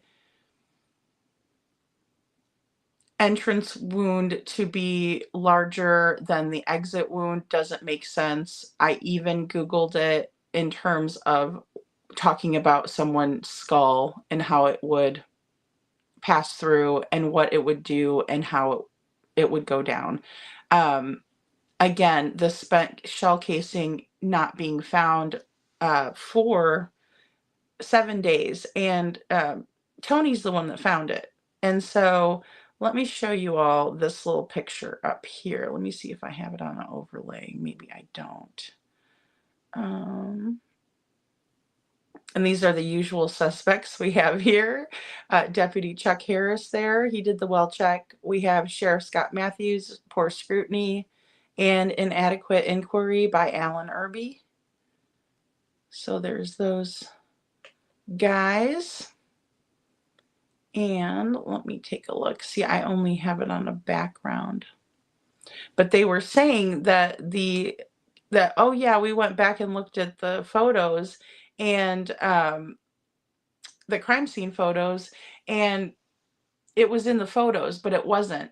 And if you go and watch my previous video, you will see that as well. You will see the table where it was found, how far away it was found. It will blow your mind that they're trying to say that this happened on her bed, but the casing was found across the room in a weird trajectory where, when the bullet pops out, it pops out the side. It's, especially when that's what it's meant to do on that particular pew pew. And so all of it doesn't add up. All of it doesn't make sense. And they're expecting this wonderful family that just cares about their sister to accept that. And he kept saying that too. He keeps saying, accept it. You need to accept it. And I think when people say you need to accept it, I think that they're trying to get you to shut up about it. They don't want you to talk about it anymore. And it's very reminiscent of what we see Mr. Foote doing in Sebastian's case, but also is reminiscent of others who were trying to get over on the situation, who knew more than they, said they did. And then, lo and behold, that's the reason why they were doing that. Mini Panther says, my Ruger has one in the chamber. We just have to pull the trigger. Thank you, Mini Panthers, for letting me know. Poppy Love says, I didn't realize how much power sheriffs have all over our country until several years ago. It was a good thing regarding people having their land taken by a borough of land management out west. Oh, yeah, like eminent domain, Poppy. Is that what you're talking about? Yeah, it's amazing how much power they do have. And then Poppy says, obviously concerning who's over sheriffs, who holds them accountable when they're corrupt. That's a really good point. I don't think they have like that internal affairs or anything like that. I have a lot more information that I don't want to spoil for you all. I want to present it out into a video format because I think that you guys will be able to kind of see a little bit better. Yeah, Vic, it's glaring. I just couldn't believe it. I was not expecting, not that I didn't believe Jana, I did, because, you can just tell by the passion, the love, what she does every single day. She has two girls that she loves dearly, and she, has to be there to take care of them. She goes to school. She's a super smart gal. And then dealing with all of this is, just it's just crazy. But when I looked at all of this, I just couldn't believe. I was like, how do they not see it? How are they overlooking this? How was this able to be passed off from a right-handed person? And it's amazing to me too, because that was my big question for my friend who's a funeral director. Is it typical for you to ask the family members to take pictures after the embalming process, basically? And she said, it is, but it isn't. She said, if there are new bruises that become more prevalent after the embalming process, then yes, we will. And we will take other photos and we will send them to the coroner. Or excuse me, and we will send them over to the medical examiner, right? So they can put their findings and everything in there. But they send them to the appropriate people. In this case, though, the beautician and the funeral home director asked Jana to take pictures because of the bruising, because of the wrong spot where the entrance and exit wounds were. They asked them to do that because it wasn't done. And then you see on the reports that they have a lot of other details that are wrong as well. And Poppy Love says not being able to trust those in authority and who have so much power, as well as those that can be compromised, like even a coroner. Yeah. Do they do the wrong thing for money or threatened? Crystal deserves justice. It really makes me wonder here. It really makes me wonder. And I mean, and that's why I was asking as well, was it odd for them to send her to Arkansas for the autopsy? And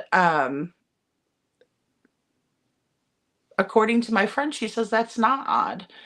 She said it's not odd because if they live close to Arkansas, then that would be that would be considered, not suspicious or odd. So I said, okay, well, that's a good thing. But she was definitely, after talking with her a little bit and, kind of presenting kind of the research and things like that a little bit to her, not everything obviously, but just asking her the questions, because I said, do you mind if I ask you a few questions?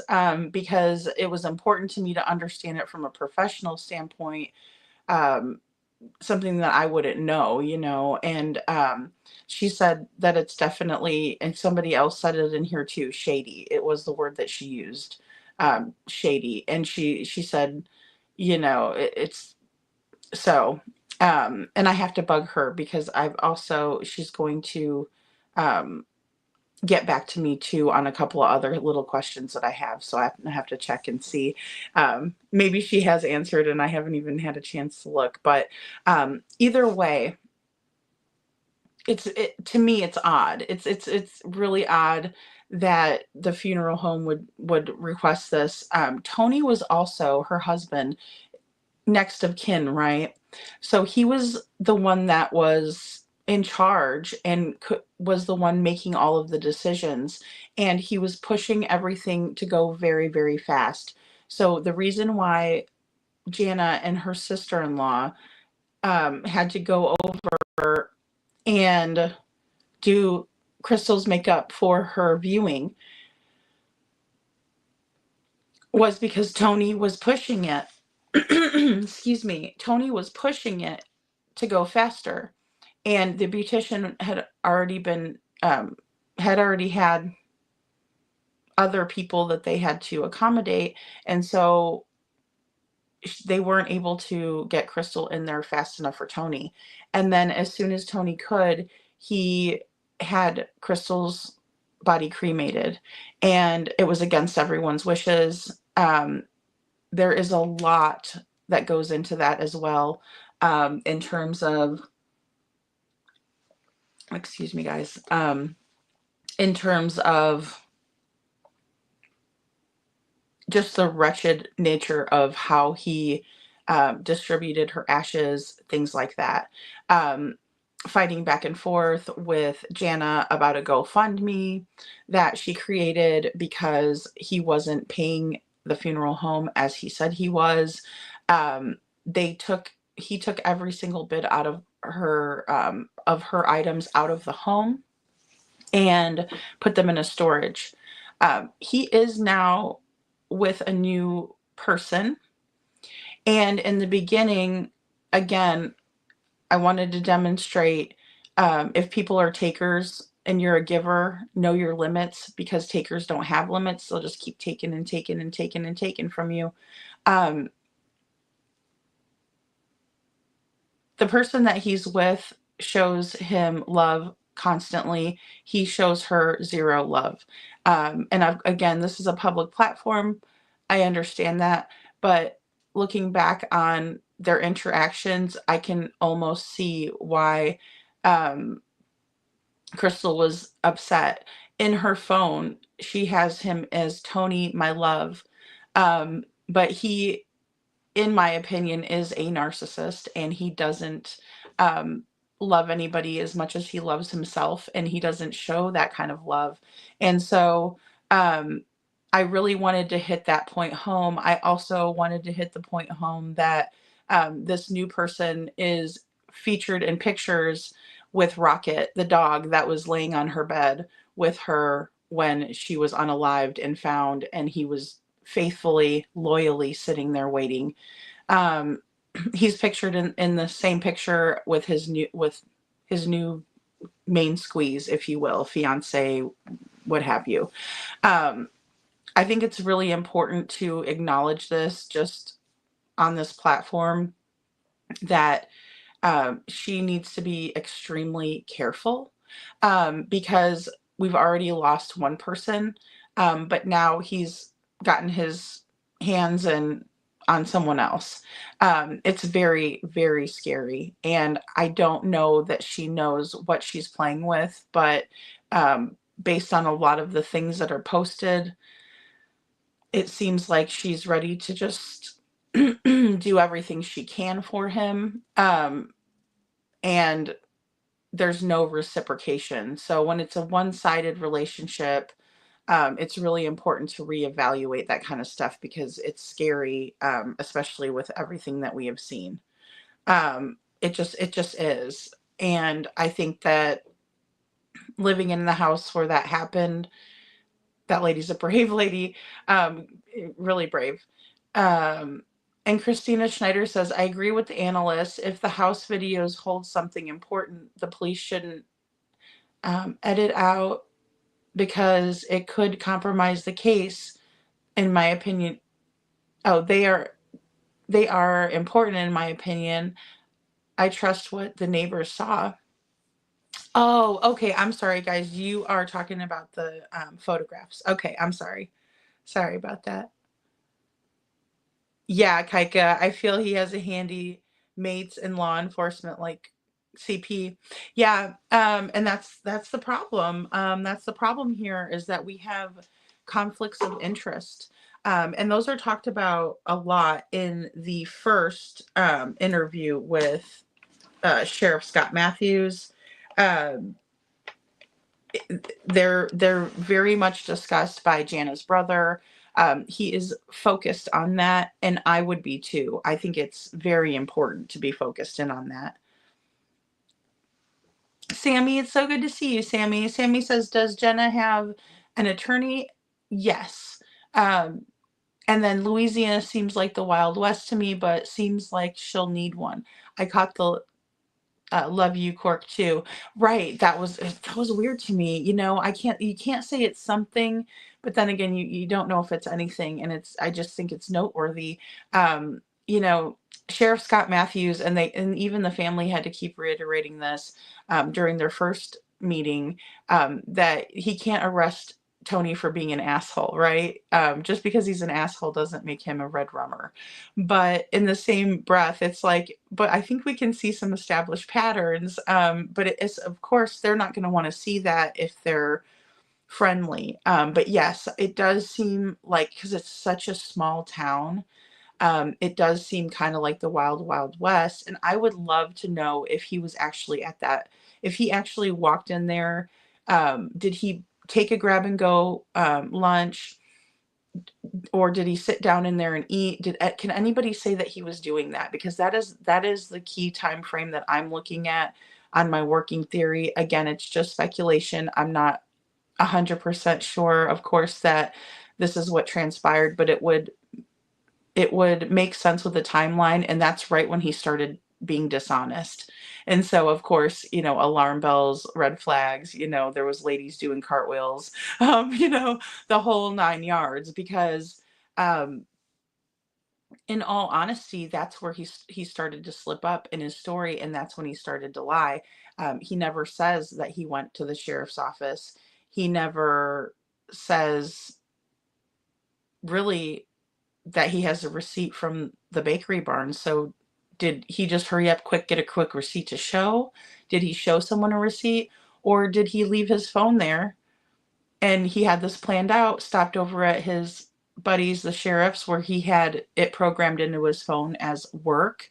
And this was all planned out. They drive over to the bakery barn, drop his truck off, leave the phone in there, and take off to the house. 42 minutes during that time.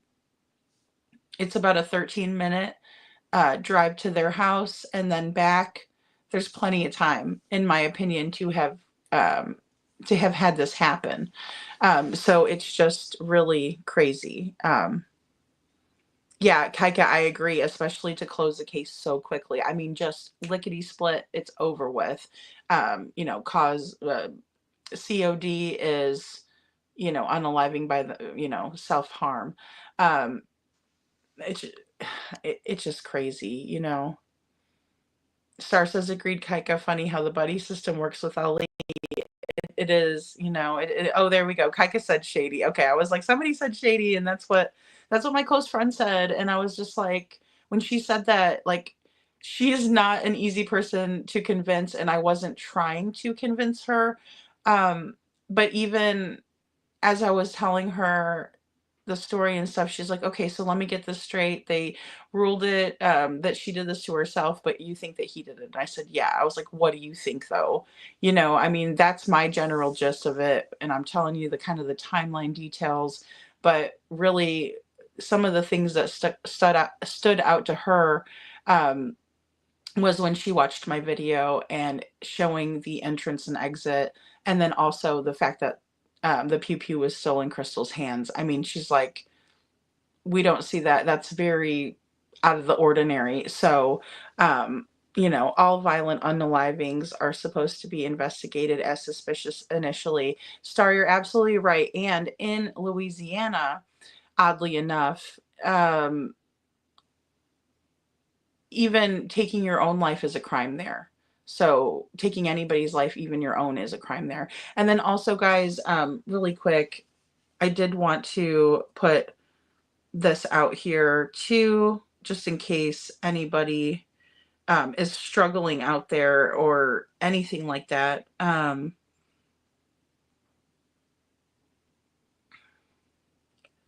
me get this number, and I should have had it handy. But you can call 988. So just dial 988, and send. You can text 988, or you can chat too with someone. If you are ever feeling like you wanted to harm yourself, please reach out for help. Call a friend. If you need to talk or get into counseling or therapy, really helps a lot. But sometimes, we can be in such a bad way that we don't see the light at the end of the tunnel. And for those of you who have been through that, I'm sorry. And I'm just here to tell you that, like, God has a purpose for you. So don't ever do that to yourself, please, because I'm here to tell you that if you wait, things will get better. I know it. So I just know it. I know it for a fact.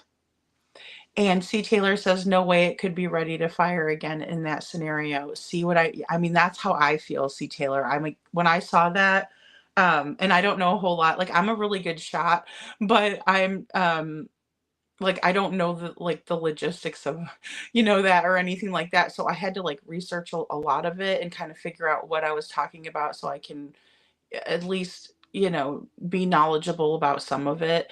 And there's just no way. It's just kind of like, doing this to yourself and using your awkward hand to do it. There's just no way. Poppy Love says, I didn't realize how much power sheriffs have. Oh, I got you, Poppy. I got you on that one. Mini Panther says, my Ruger has one chamber. Oh, I got that one too. Sorry, guys. I'm a little bit behind here. Okay, a commissioner and chief of police are over the sheriff.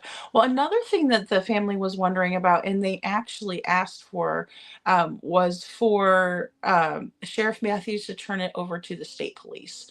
But he refuses. And again, these different law enforcement entities are kind of like vampires. They have to be invited, or, it's still in the original jurisdiction.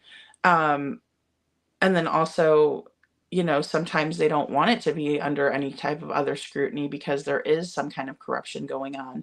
And, of course, this is all alleged, but in my opinion, I just really feel like it's just glaring back at me. And if I was to sit up here and act like I didn't see it, then I would be part of the problem and not part of the solution. And so that's why I am passionate about Crystal's case. And I do feel like she did not do this to herself. If she, another thing I want you all to consider, Crystal was just told that she was going to be a new grandma, and so that was something. She also took her state board exam for her licensing for being an insurance agent, which was a huge accomplishment that she had not accomplished before.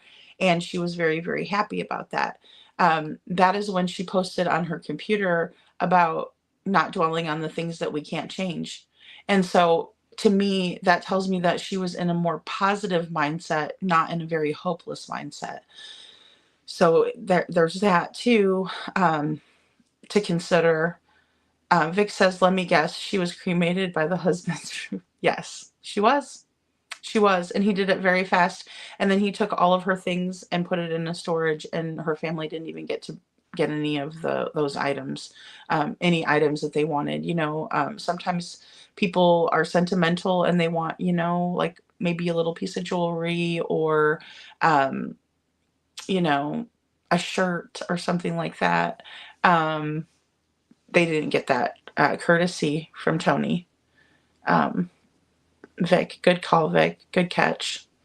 And Kaika says, wouldn't he be surprised the stink socks and putrid foots know them too, buddies? I wouldn't be surprised if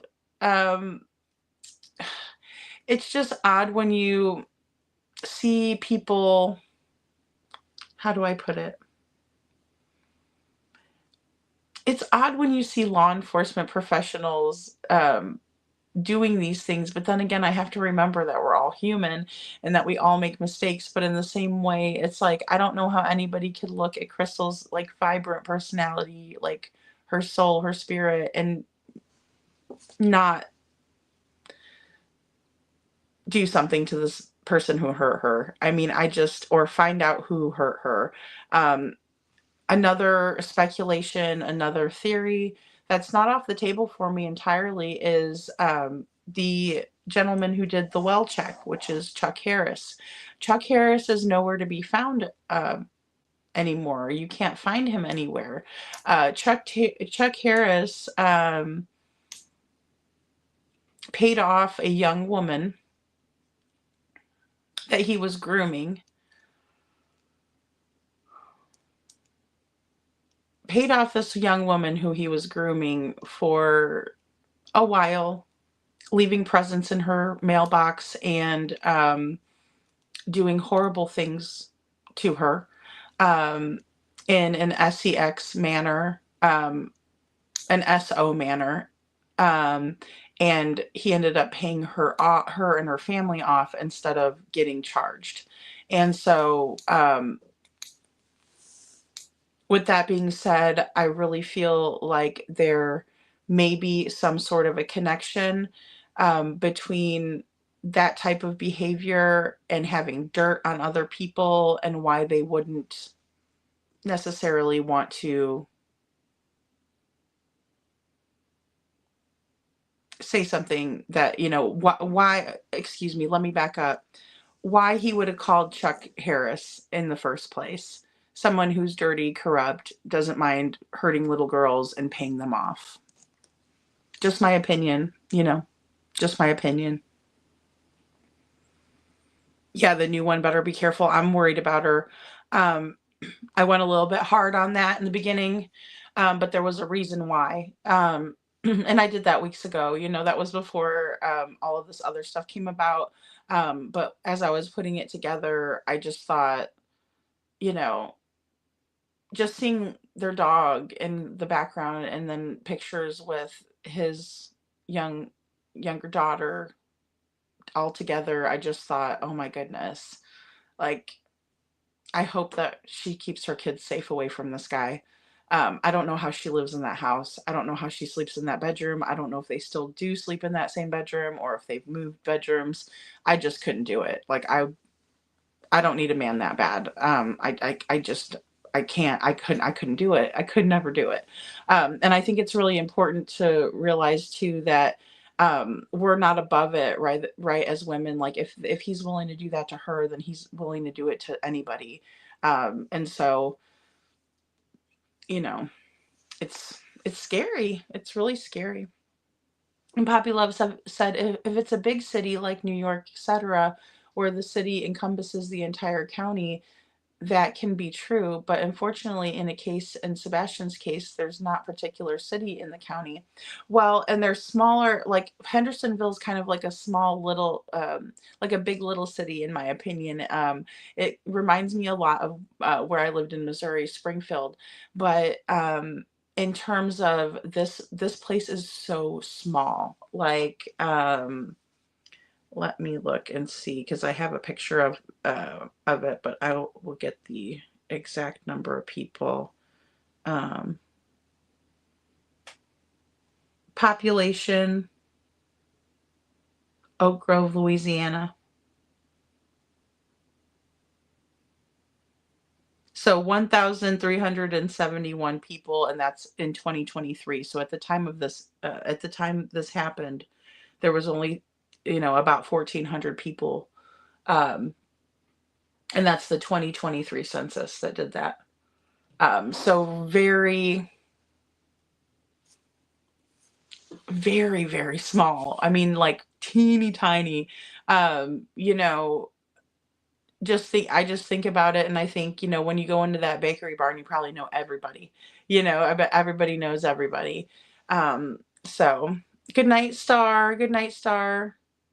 We're going to be wrapping it up, guys, too. But I did want to go over and speak about Crystal on this day of her 2-year anniversary. I wanted to get you all interested in her case. And I really want to keep the conversation and the discussion going, because I think it's really important, especially because we don't see cases that are just this glaring every day. I think this is rare. I think the level of corruption is rare. I have to say that. Not that we don't see it all the time, not that it doesn't happen, but it's just the level of corruption. It makes me sick. It just makes me sick. And Sammy says, yeah, remember Peter Hyatt says that folks don't generally mention normal thing like, yeah, I love yous. Very good point, Sammy. Very good point. And that stood out to me too, because I was like, well, it's weird because he actually said like, I love you back. Like, he at least covered that base, which we didn't see that, when speaking about KK, we just didn't see it.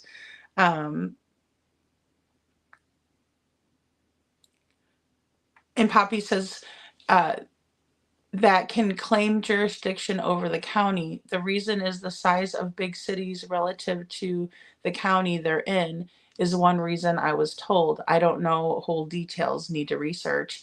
Yeah, and I just think when it's a smaller area too, everybody thinks like, oh, that's just Chuck from down the road, But unfortunately for Chuck, he did have this bad stuff that in his history. And it really makes me wonder, because another thing I want, you kind of sparked that idea too, Poppy, or that I forgot about telling you guys. There were parents that were pulling their children out of the karate school that Crystal and Tony had. Tony had it originally, and then he and Crystal had it together, and she really made it a wonderful place for the kids. But parents were pulling the kids out for some reason. And then we find out that Chuck Harris has this background that he does. And so it just really makes me wonder if there is some dirt going on right there.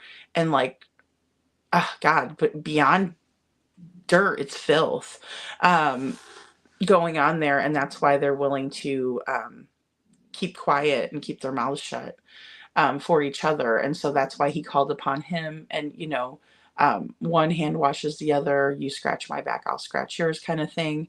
And Sammy says, Captain is a city or municipality, where sheriff is a county. So different chains of command. Absolutely, Sammy. Thank you.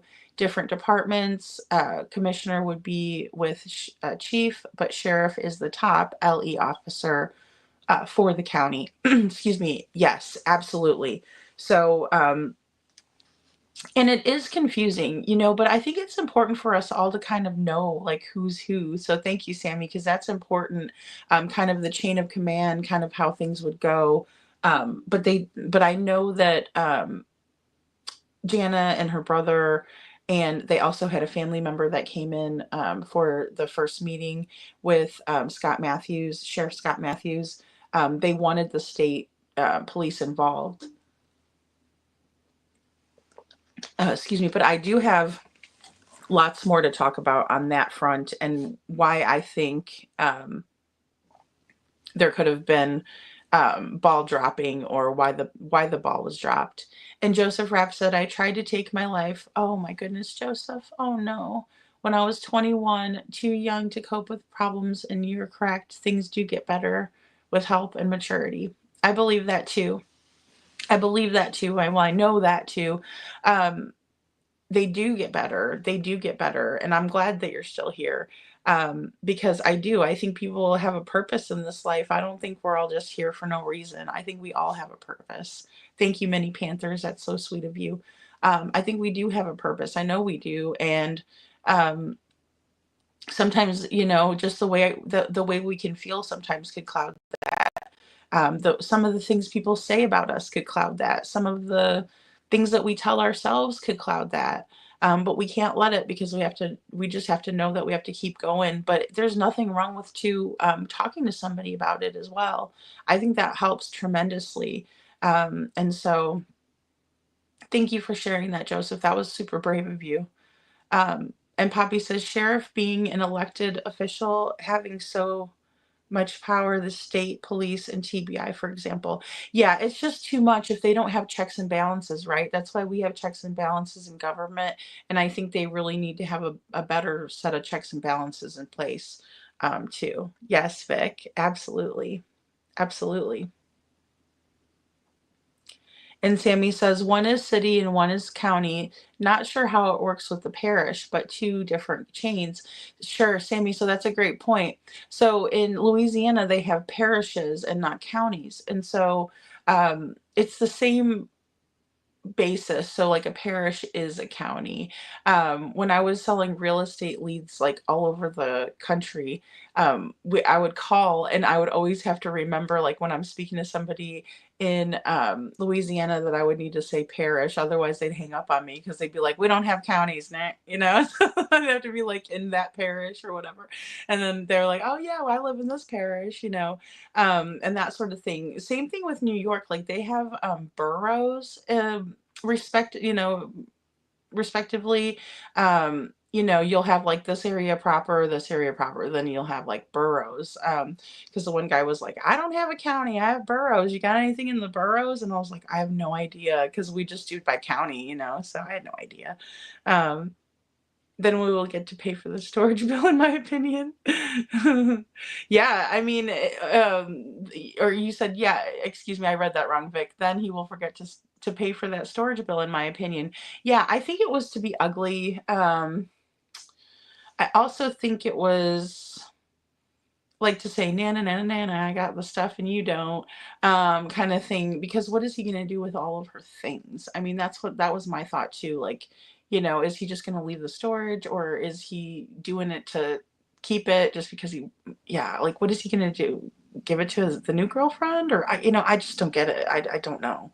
I don't know. And that's who the husband called. Yeah.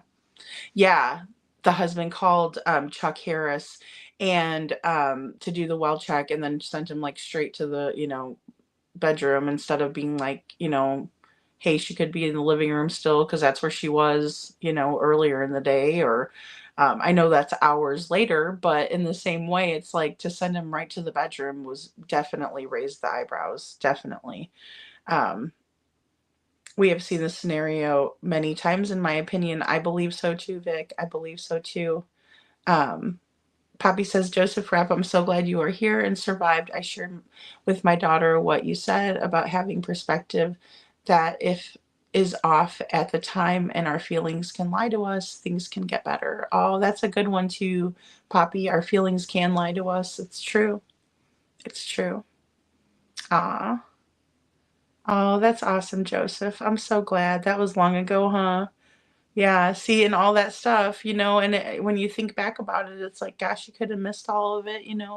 So I know how it is. And Brenda says, hello from Washington State. Hi, Brenda. Good to see you, sweetie. And yes, exactly. Exactly. Mini Panthers, look at all you could have missed. Yeah. And that's the thing that we can't see on the other side sometimes, especially if things are so bad. And I do believe, and Jana said that Crystal was having trouble with depression, but I think it was more so what was going on in her life too. And everybody deals with feelings. A lot of us do. Some people that don't deal with their feelings are worse off too because they'll bottle them up, and that can be very poisoning to a person, and things like that. So, um, Joseph, that's so sweet of you guys. You guys are awesome. You guys are so awesome. Sammy said I had to Google whether a parish was equivalent to a city or county. Shaking my head, got it now. Yeah, she says Kaika may be from Australia where chief and sheriff hold totally different positions. Oh, right. That is so true, Kaika. I forget that you're in Australia, so you might have it might be different there. That's so interesting to me. Hey, Detroit Rock City, good to see you. Yeah, and that's what's funny, even in the United States. I mean, if you think about it, parishes and one we'd call a lot was like Calacashu or something like that. And I couldn't pronounce it right for a while. And then when I first finally got it, they were like, good job. Nobody can pronounce that right. And I was like, oh, I've worked on it. It was there was effort involved, but yeah, all the jurisdictions and like the different ways that kind of the processes or the procedures or things like that can be really confusing until you kind of get to know the processes and stuff like that. So when something like this happens and you're in the position where you're the family member trying to fight for justice, it can be a lot of like bureaucracy, bureaucratic bull crap, if you will, red tape. Um, they can manipulate more easily when they don't think that you understand, which was one thing that really angered me about the phone call with Sheriff Scott Matthews, because he's very condescending, and even her family members are like, well, I only went to school for this long, but, and like the brother, um, who he has military background, so he was like, you can't tell me that A, B, and C didn't happen.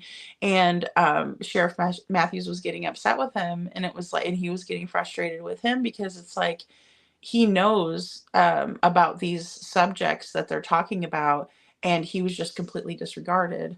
It was frustrating. It's super. If you guys go over and watch and listen, it's super frustrating just to listen to it, because it's definitely gaslighting at its finest. Um, yes, going on blind faith is necessary sometimes. I'm like that too. Like in the beginning, that was kind of my little, I wrote that inspired by what Justin says, "No grit, no pearl." I thought that is so cool. And so I was like, and I guess I've never noticed that he said that before, but I saw it on his screen, and I thought, wow, that's really cool. And then I started thinking. And kind of just wrote that little bit in the beginning, but that's really what my point was, Joseph, is like, you know, um, sometimes you just have to be faithful and go, in the necessary direction. So thank you for that. Thank you very much. And Good night, Joseph. I'm going to bed too. I'm going to be going to bed, guys. But I would love to invite you to go watch my other video on Crystal when you all have a chance and some time. Or if you're interested right now, and you want to stay up a little bit later, definitely check that out. I'm going to be getting this other one out by Monday. That is my goal, and I'm going to stick to that. But then we are going to come back on Monday, and I would love to talk a little bit more. But I also want to go over my research on the jammers and in the Sebastian Rogers case. And I also want to go over the 3D scanners. And I want to talk about, what possibly could have happened with those.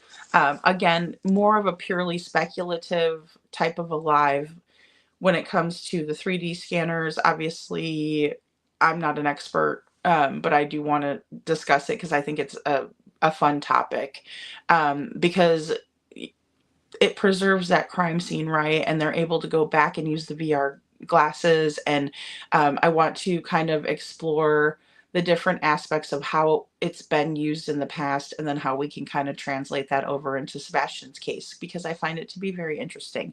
I also want to explore the camera jammers. I need to go through my research on that and kind of just organize my notes a little bit more. But then also I want to try to find some good ways to present it to you all so we can discuss it, because you're welcome, Vic. Thank you so much. Good night, Machete. Good night, Brenda. Good night, Vic. Oh, Vic, I already said good night to you first.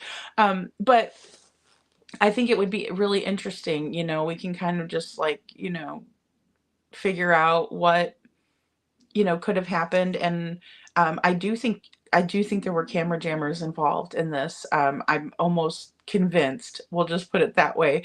And I was convinced whenever I did this research. And so I would love to explore that more with you all. Thank you all so very much for being here. Thank you for listening. Thank you for sticking around. And thank you for being as interested as I am in Crystal's case, because I think it's so important.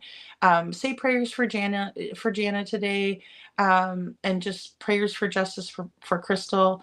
And as always, our prayers for our Sebastian Wayne Drake Rogers, because I feel like we are going to get justice soon. I'm praying for it every day, no matter who did what. Sebastian deserves to be found. He deserves justice. Thank you all. Thank you so much. You all have a wonderful night. Thank you. Thank you.